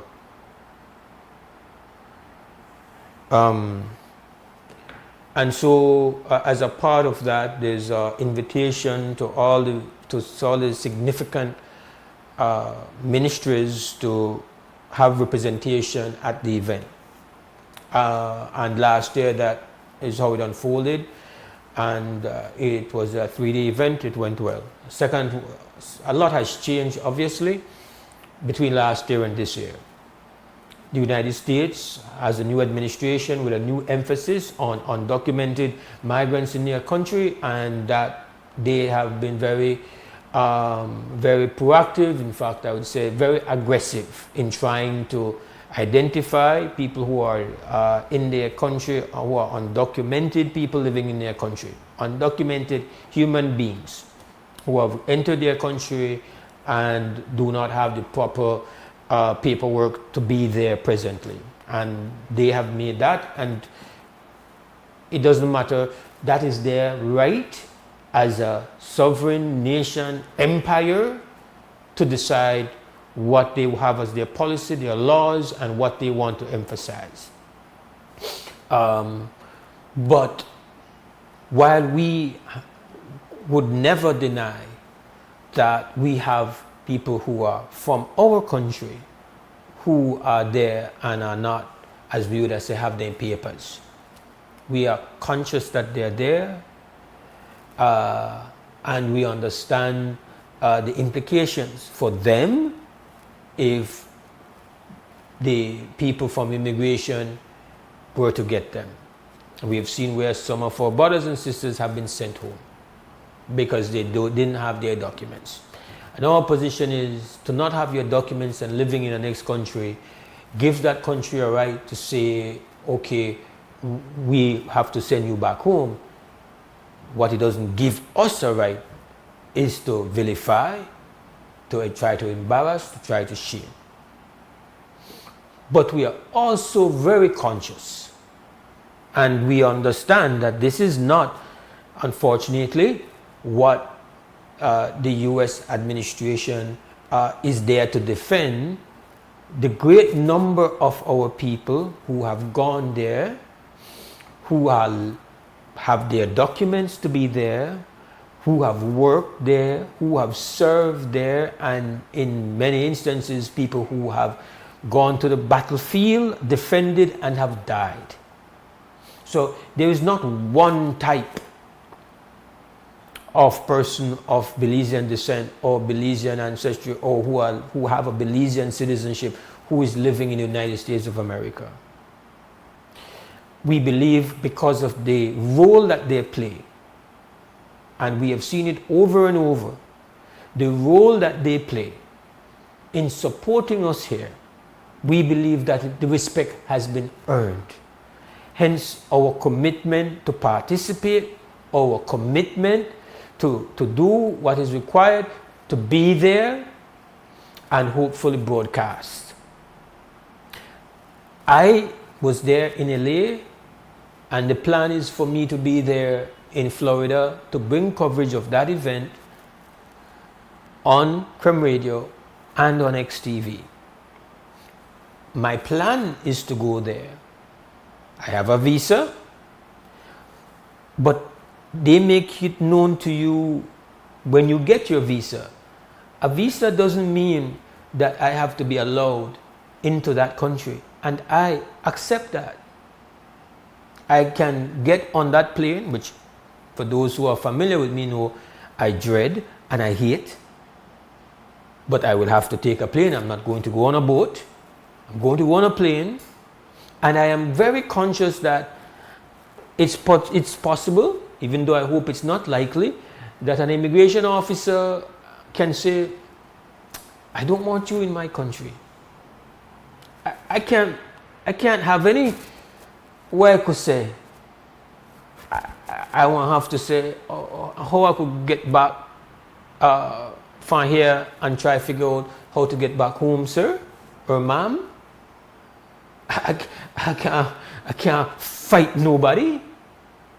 I have to respect that authority. This is a nation. They have their rules and policy. I don't have any rights there. I will have to just get my backside right back home. I understand that that is a possibility. But it is a possibility that I will have to face. If that is what it happens, that's what happens. We want to represent there. I understand the climate in America. I know that while it's nothing that I fear in going to this event and planning this event and being a part of this event, that you could have a scenario where any manner of things could happen. But this is not an illegal event. This is not an event of violators or violations. This is not a insurrection. This is not a protest event. This is a gathering of our people, our family, our friends, our descendants, our offsprings. That's what this is. And the Ministry of Foreign Affairs of this country has a responsibility, has a duty.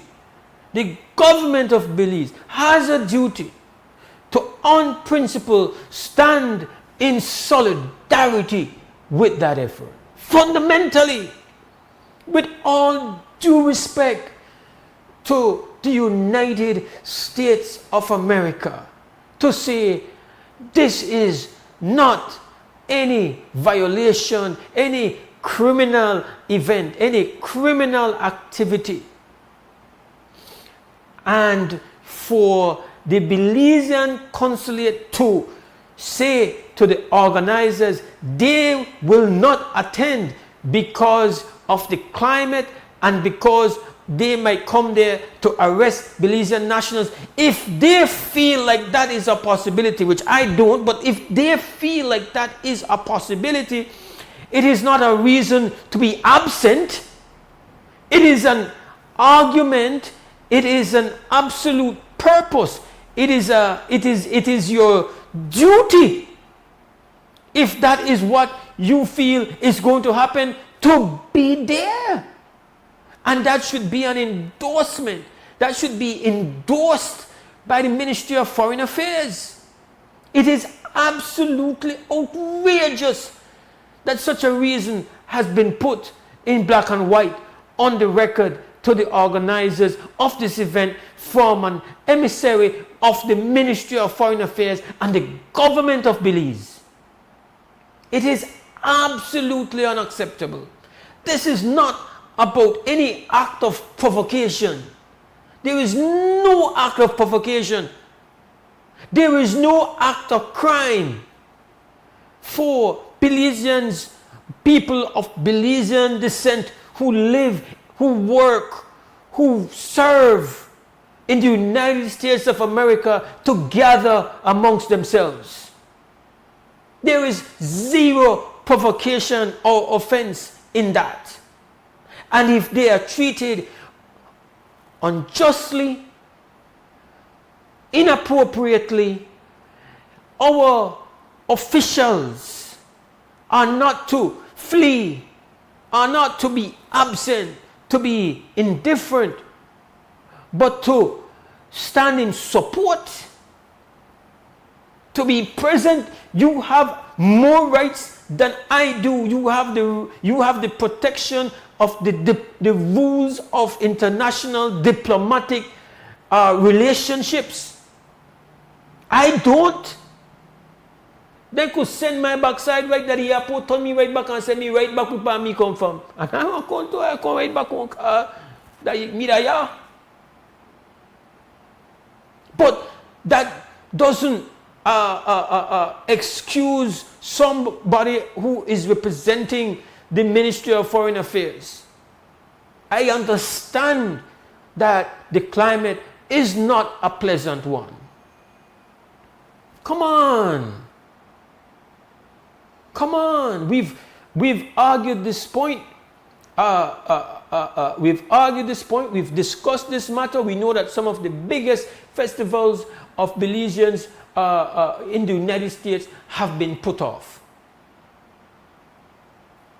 And while we do not deny, we could not, we cannot, we would be lying, we would be dishonest to say we don't know or aware that we have people there, our beloved, good people. They're not there with all the required papers. So somebody tell you that? We know they are there. We know they are there. They pretend. But at the same time, when you tell me that, I can tell you, yeah, but many of our people are part of the force that over the years have been contributing positively and legally to your society. So we have lost a lot of good brains to your society. Some of the most talented people have gone to build your society. Some of the most blessed, gifted people are now a part of your society legally and legitimately. Some of our best people have been in your armed forces, have served, have died. So there is, we can't just look upon one. When you give me a report card, we don't need to look upon one subject where a week, we have to talk about all the subjects. When you're the bill, when you're the determined whether or not a pass or fail, you have to put all the grades together. That is my report card. My report card is not the subject in which I'm weakest. My report card, my GPA, right? Your GPA where you get, when a student get from school, is the grand average or the good, the bad, the high, the great.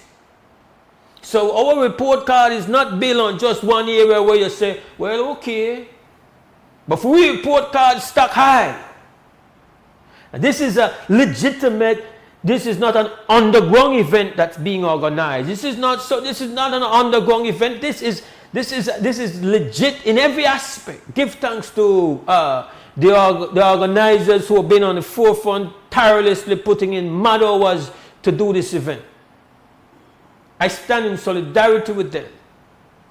I find it incredibly insulting for a suggestion to be made that while we can't have the most important office, official office in the United States, the office of the Belize consulate, that is a pivotal, that is a critical office, especially in a time like this. It always was, but right now in this climate, it is far greater in relevance. It's not for that office to back away. You look at the work that's being done right now by the respective Mexican consulates in the United States of America. Look at how they are positioning themselves. Look at how they are standing in solidarity with their community, especially now. And we have to hear, and until we know from the Ministry of Foreign Affairs that this is not their official position, because now we will have to find out from the Ministry of Foreign Affairs, is this your official position? We will have to now find out from the government of Belize, is this your official position? That is craziness to me. And I feel it important to go on the record with this. And questions will have to be asked of the Ministry of Foreign Affairs. We'll take a break and come back.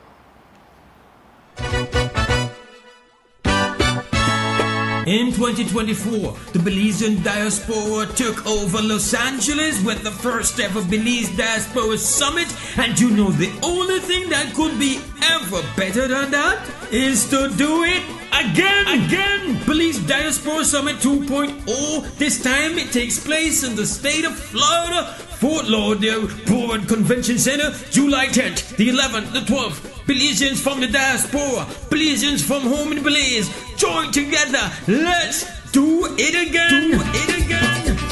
3 days, government services, clinics, business displays, kitty corner, pop-up trivias, panel discussions. There will be highlights for business mixers. There will be a live performance. Racindio, Destiny Wagner is going to be there. There's going to be a live performance of Makobi. And you will have Immigration and Civil Rights Town Hall. Special guest Kenneth Gibson, interview and book reading. There will be a wind-up reception, rhythms and rum. It's happening, Belize Diaspora 2.0, Florida, Fort Lauderdale Board Convention Center. Don't miss it.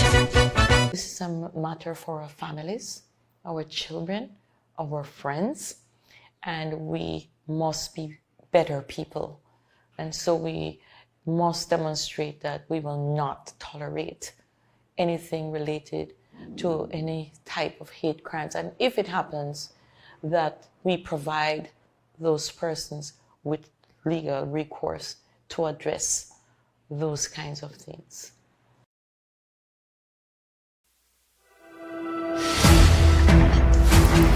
At Atlantic Bank, we stand as more than just a financial institution. We are your partners in progress, dedicated to fostering your success by providing tailored solutions to micro, small, and medium enterprises. Your successes are our triumphs, and every success story deserves to be celebrated. We pledge to stand by you every step of the way. Today, we celebrate the values that define you with your unwavering dedication, steadfast commitment, boundless innovation, resolute work ethic, and unyielding ambition. We will navigate challenges, seize opportunities, and continue building the future together. Nando's Wholesale is your market leader in Belize's wholesale industry when it comes to high-quality products at the most reasonable and competitive prices.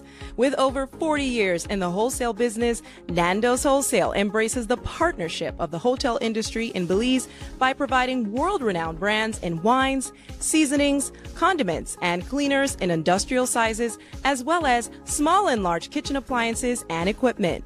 Nando's also takes pride in providing one of the quietest and most durable air conditioning systems in Belize with technical support and spare parts. Nando's Wholesale. Professional, reliable, effective, and prompt. Nando's Wholesale always delivers. Visit us at www.nandos.bz or send an email to nandos@nandos.bz. Or, even better yet, give us a call today at 222-500 or 280-8080 to speak to one of our sales representatives today.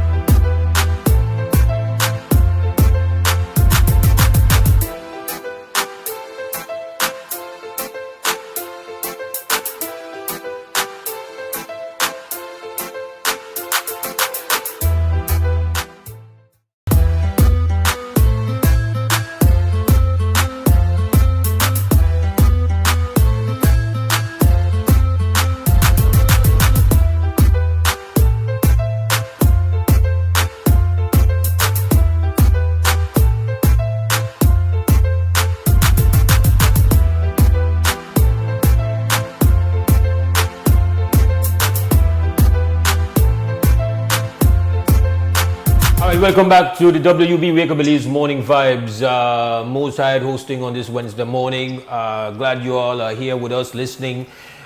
Radio, watching XTV, getting us on social media. If you're watching us on social media, we ask of you, show solidarity, build our strength, make our relationship official by following, by subscribing in particular to our YouTube channel, build it up. We're asking you to jump on, give that support. We're glad that you're here with us. I have my dear brother out of Los Angeles, California, who has been a brother of great inspiration and solidarity over the years.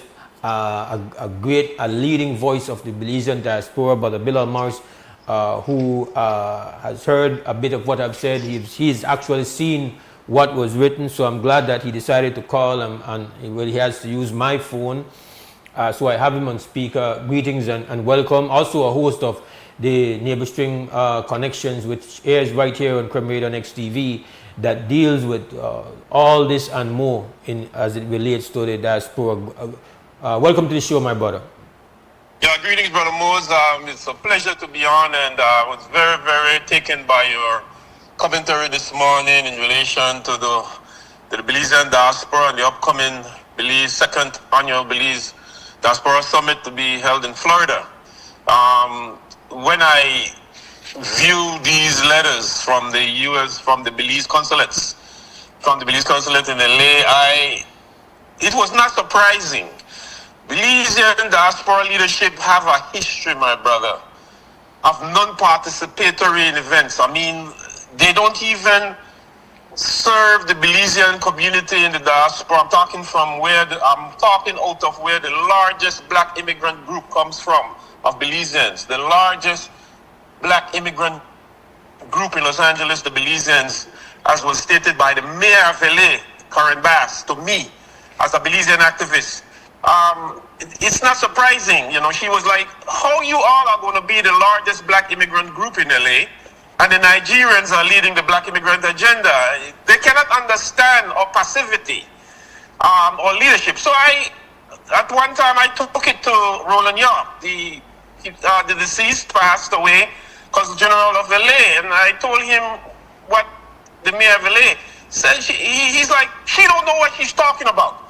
We knock down everything because we don't want to participate. And here am I as an activist visiting his office, pushing him to get involved with the black immigrant agenda. But we come out of this sort of colonial mentality, and it appears that our government at home sends this message to all these consulates across the United States. Don't get involved in anything else. We noticed the U.S. Belize ambassador to Washington, and we go to the UK. Passivity, non-participatory. Look how we participate at the United Nations. Abstain.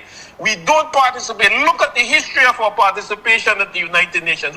We was bred at the Belize Rural Economic Development of Agriculture, the most revolutionary and progressive movement, diaspora movement, grassroots movement in the United States, period. We have been able to have to push these Belizean diaspora leadership to the forefront. I remember when the Anglo-Guatemalan claim flared up. And, our government was there behaving passive again with the Sarstoon. And Brother took the initiative to go protest the Guatemalan consulate in LA.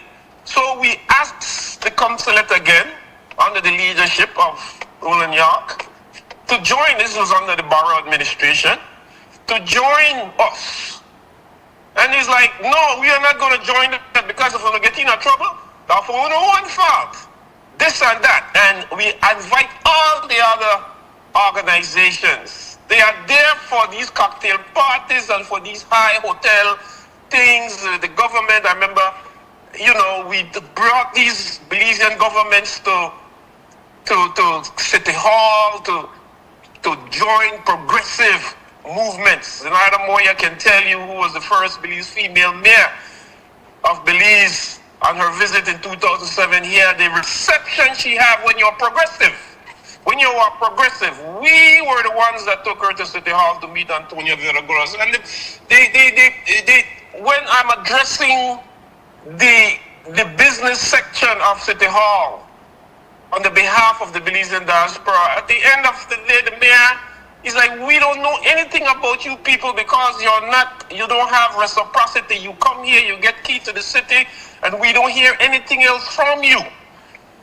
What is that history? What is that? And they go from George Candlepride's visit to Mayor Reardon, all the way to Zenaida Moyer's visit. And it is a history. And if you go to New York, it's the same behavior with these consulates. If you go to Florida, Chicago, anywhere where they have set them up, you have to understand that it was the Consortium for Belizean Development formed by the legendary and progressive Belizean, the bylaws that was written by Dr. Eddie Lang, who passed away, and an amalgamation of Belizean organizations, which was the catalyst of that, and the brainchild was Minister Philip Golson and Bert Tucker, who pushed that to the far and have been pushing what you have made possible today, Mose. You know how long they have been. The Belize Consortium formed in 1985, and it has become defunct and demised. Bertucka got up again in 2011 and tried to push the homecoming conference. The Prime Minister at the time, Dean Barr, knocked that down. I don't understand. It starts from the leadership at home who becomes passive and who do not understand how to incorporate their Belizean diaspora into the development of Belize. But it comes from the top. It comes from our behavior of our government that spills over to these consulates that I guess advise them not to participate in anything. And more so now with the Trump administration, draconian immigration measures, we have become worse passive. This is a time when you see Latino immigrant groups standing up in protest in LA against these draconian measures implemented by the Trump administration. The Mayor Karen Bass stands with them because the enemies of immigration, of people, of immigrants who have made the United States great, are under attack. And I'm telling you, it's not the white immigrants, it's black and Latino immigrants that are under attack. But instead of us standing up like we call for the protest against the Guatemalan consulate on Wilshire Boulevard in LA, when we call about that, the Belize consulate cop out. They got scared, and Roland Yarp mentioned that, Bass don't know what she's talking about. No, she's the mayor of the city. That was when she was a congresswoman. And the Belizean community lives in her district, along with Maxine Waters. These are progressive leaders, and as if you notice how she's handling the immigration situation in LA against the enemies of the Republican Party, she's handling it with great scholarship. And I just want to say that what is coming out of Florida, they should be ashamed of themselves. And I would say sometimes, that Belizean taxpayers' money are being wasted on these consulates in these Belizean consulates in the United States and these ambassadors, because they don't hustle for their country. They don't make a stand at all. All they do is push paper and make passports and then there are times where the Belizean diaspora can't even get service with them. We have one now that is on Wilshire Boulevard there that tells the Belizean people you have to do everything online. And these are people who want their passports and they want service. And it has totally gone, it has failed. It was the Belize Diaspora Summit that came to Los Angeles last year through the Belize Immigration Department that was able to help a lot of these people who could not get no service from the Belize consulate in Los Angeles. We don't know what is her role. She makes a statement that she's just this and that. She's not the real one. You can't go there anymore, and like it used to be. We can understand the pandemic made a big impact on that, but the pandemic is gone in a way, not really totally gone, but these measures have been lifted where you're supposed to have in-person, in-person representation. I don't know the behavior of the consulate there in Florida, but I've heard about the passivity and the sort of the bourgeois behavior. We want to be where all the centers of power are in the United States. We are there at the cocktail parties and we rub shoulder, we posture around, and we don't do anything progressive for our country. That these people, they look at us like, where have you all been? We don't know anything about you. That is not the fault of the Belizean people in the diaspora. That is the fault of the Belizean diaspora, our leadership. But Bilal, it's important. First of all, thank you very much for taking the time out. As always, providing a lot of historical context. I think it's also important to understand that like I said earlier, and I've said it before, we cannot have a situation where somebody makes us think of ourselves in an inferior kind of way. Yes. I think that goes for anything and for everywhere. But in particular, I find that because of the way that the present administration has gone about making undocumented migrants their priority, the language that has been used has been extremely distasteful.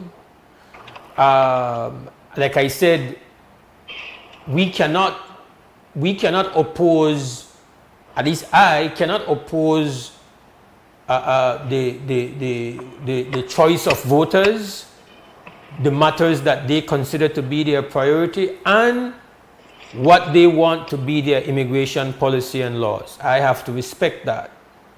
Yes. But where I have a line is when you start to characterize us, and when you start to demean us, I have to stand against that, and I have to give you the score.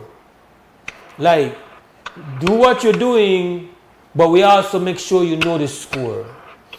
Because if we retreat, it's as if though we are actually in a way supporting the characterization of us as being, you would have said, being like we being there is by its very nature criminal, and that's who we are. And I think, as you have done I think you did contribute on Facebook an article to show a picture and write the story of the first Belizean that we know that was killed in Vietnam. You did that recently, right?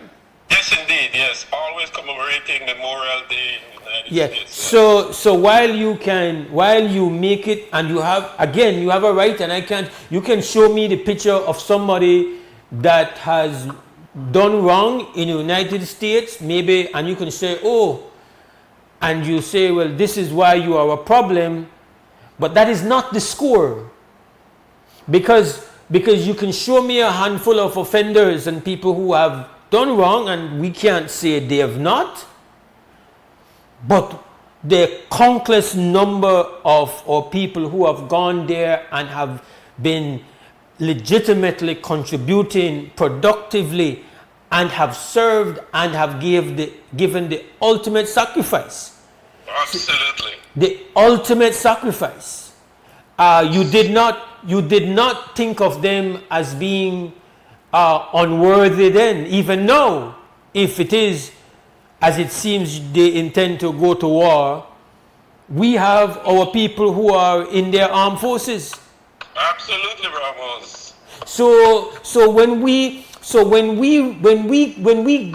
give in to the stereotyping and the stigmatization, we are doing a great disservice to the full score and the full legacy of our people who are living in the United States of America. When we retreat, when we give up, when we say, oh, we can't, we better we stay away, we are essentially endorsing this very unfair, inaccurate characterization of what the full legacy of our presence in that society represents. I think that is why I am so well said. Why I am so, I am so disturbed by an argument on the record representing the government of Belize that we are not going to be present at a summit. We're not talking about a protest now, but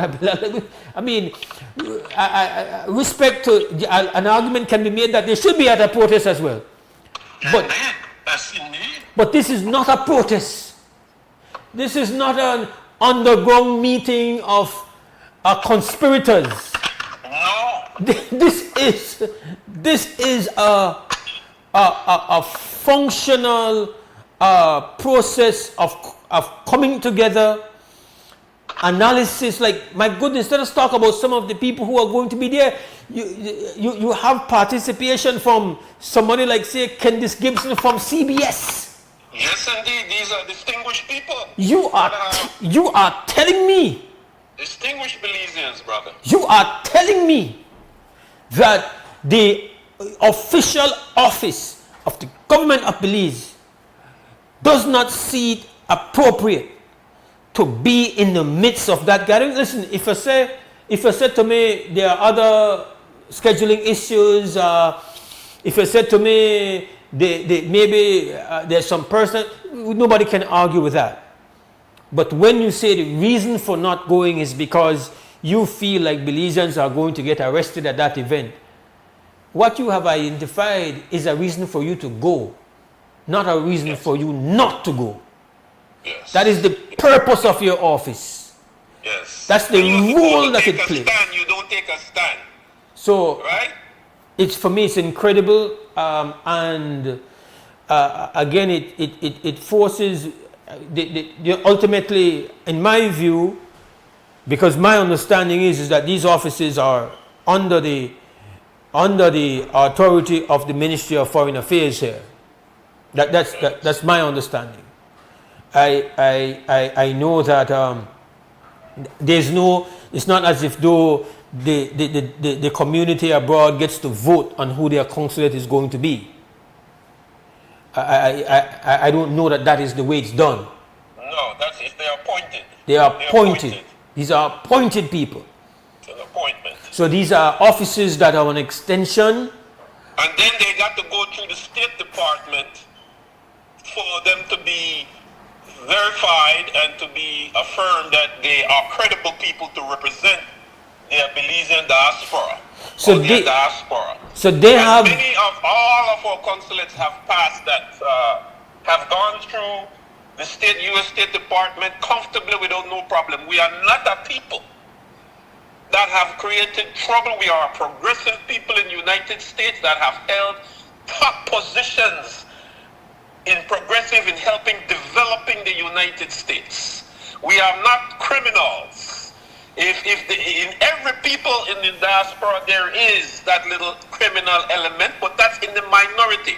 The Belizean community the Belizean diaspora has been a progressive community in the diaspora, very progressive in always helping to develop its country, even though its country don't give back to it what it is deserved. They take away their rights, they this, they that, but they are always contributing. And as you cite the top people in government, those who gave their lives in the armed forces of the United States to defend this country, to defend the United States. But Bilal, I know you got your, I know you have your, I know you have to go. I also know you have your own show where you are able to I imagine you will be expanding and doing a lot more teaching on this matter. I think it's critical.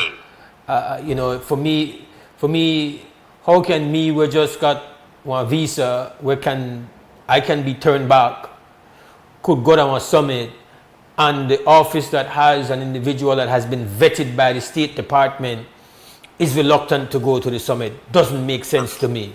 Exactly. Doesn't make any sense to me. And the Belizean community is on no-fly zone list that the Trump administration.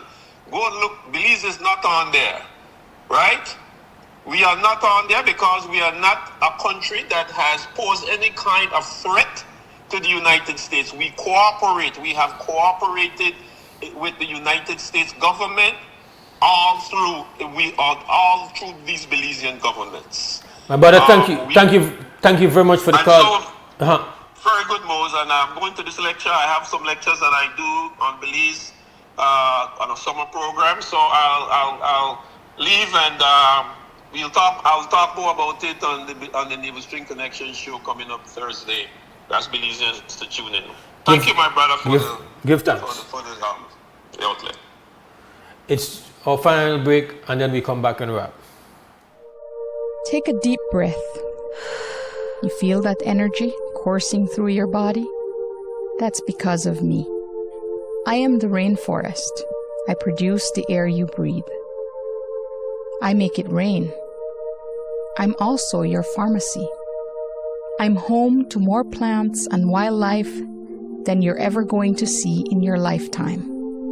I work hard day and night, taking in all the carbon dioxide you produce and turning it into life-giving oxygen. My personality is singular. My biodiversity is mind-blowing. My generosity knows no bounds. But then, so does your greed. I give you everything I have for free. I don't want thanks. I just want respect. I want you to stop acting like I'm just bush. I want you to stop treating me like dirt. I want you to see life, not lumber. I want you to always be able to come to me and find your roots, to unwind, and yes, to always be able to breathe deep. That's a privilege many will pay for, but it's not about money. It's about having a future.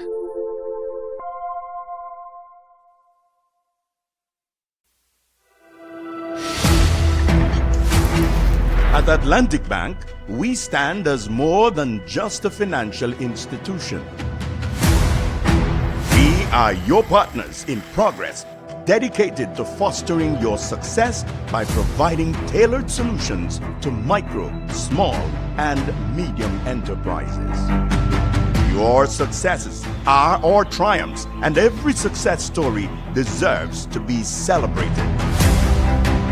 We pledge to stand by you every step of the way. Today, we celebrate the values that define you with your unwavering dedication,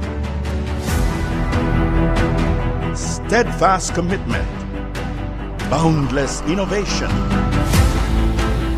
resolute work ethic, and unyielding ambition.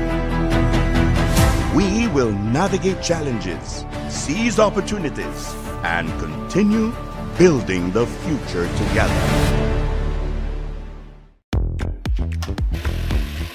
Make light work lighter and quicker with switch technology from Axi Power Tools. Axi Switch technology breaks the bondage of power cords and grants you the luxury of freedom and precision. Switch one battery across all your Axi line power tools effortlessly, allowing for quick and efficient work. Cut the cords. Choose efficiency with Axi Switch technology. Only at Benny's. Quality and savings.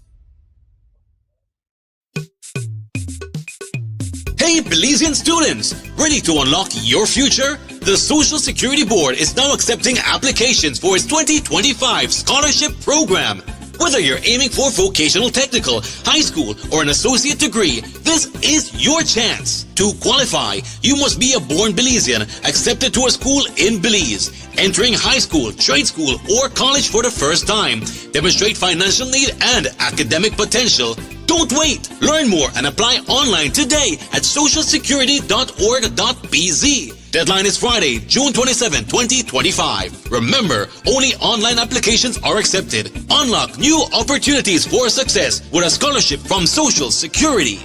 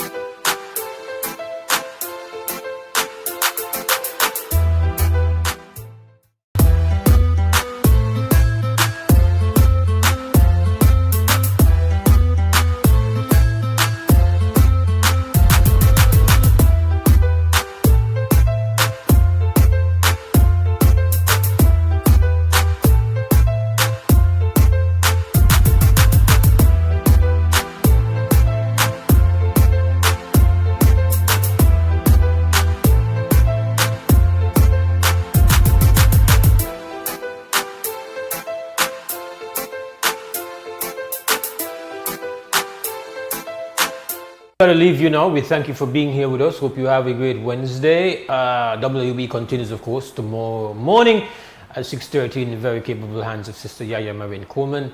I return on Monday morning if I have the health and strength to be able to do that at 6:30. Again, we thank the team, Larry G at Creme Radio, the Glue at XTV, Cliff Lewis, our director this morning, Mr. Alexei Belay. As always, stand strong, stand firm, for no, we're gone! Wake up, believe, wake up, believe. Wake up, believe, wake up, believe. Another day is here. Wake up, believe, wake up, believe. We gotta keep moving, na na na na. Wake up, believe, wake up, believe. everybody gotta put the time in. Wake up, Belize, wake up, Belize. Voice of opinion and place your calling. Be yourself, see yourself, this is a show my people. Believe our hopes up to needless reason. Nobody feel left out, it's the vibe we dealing. Let's find a solution, yeah. No respect on selfishness and cooperation. That's how we need to build a strong nation. We are the people to make the changes. We are the changes to build. And all the things that will happen and not got blue skies. And nothing that people get victimized. Let's work together for better, we got to unite. Belize, yeah. Wake up, Belize, wake up, Belize. Another day is here. Wake up, Belize, we gotta keep moving, na.